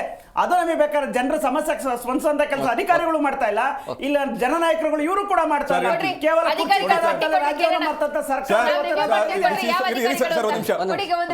This government is totally failure in administration sir. ಒಂದು ಎರಡನೇದು, ಇವರು ಸದಾ ಮಾತೃಭೂಮಿ RSS ಗೀತೆ ಆಡಿದ್ರು ಇವರು ಸದನದಲ್ಲಿ, ಯಾರು DK ಶಿವಕುಮಾರ್ ಈಗಲ್ಲ ಕಳೆದ ಸದನದಲ್ಲಿ, ಅಲ್ಲಿಂದ ಶುರುವಾಗಿ ಹೋಗ್ಬಿಡ್ತು ಇವರಿಗೆ. ಇವ್ರು ಯಾರು ಬೇಕು ಇವ್ರಿಗೆ? ನಾನು ಈ ರಾಜ್ಯದ ಸಂಪತ್ತನ್ನು ಹಂಚ್ತೀನಿ ಅಂತ ಹೇಳಿದಂತ ಸಿದ್ದರಾಮಯ್ಯನವ್ರನ್ನ ಬಿಡ್ತಾರ? DK ಶಿವಕುಮಾರ್ನ ಹಂಚ್ಕೋತಾರ? ಈ ಗೊಂದಲದಲ್ಲಿ ಅವ್ರು ಇದ್ದಾರೆ. ನಾವೇನೋ ಒಂದು ಹೇಳಿಕೆ ಕೊಟ್ಬಿಟ್ರೆ ನಮ್ಮ ನಾಯಕರು ಮತ್ತೆ ಬಿಜೆಪಿ ಅವರು ನಿಮ್ಮಲ್ಲಿ ಬೆಂಕಿ. ಉಮೇಶ್ ಗೌಡ್, ನಿಮ್ಗೆ ಪ್ರಶ್ನೆ ಕೇಳ್ತಾ ಇದ್ದೀನಿ. ಸ್ಥಳೀಯ ಸಂಸ್ಥೆ ಚುನಾವಣೆಯ ಉದ್ದೇಶ ಏನು? ಉದ್ದೇಶ ತಕ್ಕಂತೆ ಅಭಿವೃದ್ಧಿ ಆಗ್ತಾ ಇದೆಯಾ ಸ್ಥಳೀಯ ಭಾಗದಲ್ಲಿ? ಇವ್ರು ಮಾಡಿ ಗ್ರಾಮ ಪಂಚಾಯತಿಯಿಂದ ಹೇಳ್ತಾ ಇರೋದನ್ನ ಆಗಿಲ್ಲ ಸರ್. ಆಗಿಲ್ಲ ಅಲ್ವಾ ಸರ್? ಒಂದು ಹೇಳ್ತೀನಿ ಸರ್, ಈಗ ರಾಜ್ಯ ಅಭಿವೃದ್ಧಿ ನಾನು ಒಂದು ಗ್ರಾಮ ಪಂಚಾಯತಿ ಸದಸ್ಯ ಸಿಗಬೇಕಾಗಿರುವಂತ ಅಲ್ಲ ಸಿಗಬೇಕಾಗಿರುವಂತ ಹೌದು, ಅದನ್ನ ಈ ಸರ್ಕಾರದಿಂದ ಮೂಲಭೂತ ಸೌಕರ್ಯಗಳು ಹಳ್ಳಿ ಭಾಗದಲ್ಲಿ ಸಿಗ್ತಾ ಇಲ್ಲ ಅಂದಾಗ ಈ ರಾಜ್ಯ ಅಭಿವೃದ್ಧಿ ಆಗ್ಲಿಕ್ಕೆ ಹೇಗೆ ಸಾಧ್ಯ? ಒಂದು ಮನೆ ಬಂದಿಲ್ಲ, ಸ್ಥಳದಿಂದಲೇ these are the 3 pillars of ಯಾವುದು ಶಾಸಕಾಂಗ ವ್ಯವಸ್ಥೆಯಲ್ಲಿ ಹಳ್ಳಿಯಿಂದ ದಿಲ್ಲಿವರೆಗೆ, ಪಂಚಾಯತಿಂದ ಪಾರ್ಲಿಮೆಂಟ್ ವರೆಗೆ. ಅದ್ರ ಉದ್ದೇಶ ಏನು ಅಂತಂದ್ರೆ ಅಲ್ಲಿಂದ ಅಧಿಕಾರ ವಿಕೇಂದ್ರೀಕರಣ ಎಲ್ಲ ಕಟ್ಟಕಡೆ ವ್ಯಕ್ತಿ ತಲುಪಬೇಕು ಅಂತೇಳಿ. ಇವು ಸರ್ಕಾರ ಏನ್ ಮಾಡಿದೆ? ಏನ್ ಮಾಡಿದೆ? ದುಡ್ಡು ಕೊಡಬೇಕು. ನಿಮ್ಮನ್ನ ಇಲ್ಲೇ ನಿಮ್ಮ ಸರ್ಕಾರನ ಬಿಟ್ಟಿ ಬಗ್ಗೆ ಕೊಡಿ ಅಂತ ಹೇಳಿದ್ವಿ ನಾವು, ಎಚ್ಚರಿಕೆ ಬಗ್ಗೆ ಕೊಡಿ ಅಂತ ಹೇಳಿದ್ವಿ ನಿಮ್ಮನ್ನ. ಇವತ್ತು ಬೆಲೆ ಏರಿಕೆ ಜಾಸ್ತಿ ಮಾಡಿದ್ದಾರೆ, ಎಲ್ಲ ಟ್ಯಾಕ್ಸ್, ಎಲ್ಲ ನಿಮ್ಮ ಸರ್ಕಾರ ವಿಫಲವಾಗಿದೆ. ಹಾಗಾಗಿ ಇವತ್ತು ನೀವು ಎಲ್ಲರೂ ನಾವು ಮತ್ತು ಬಿಜೆಪಿ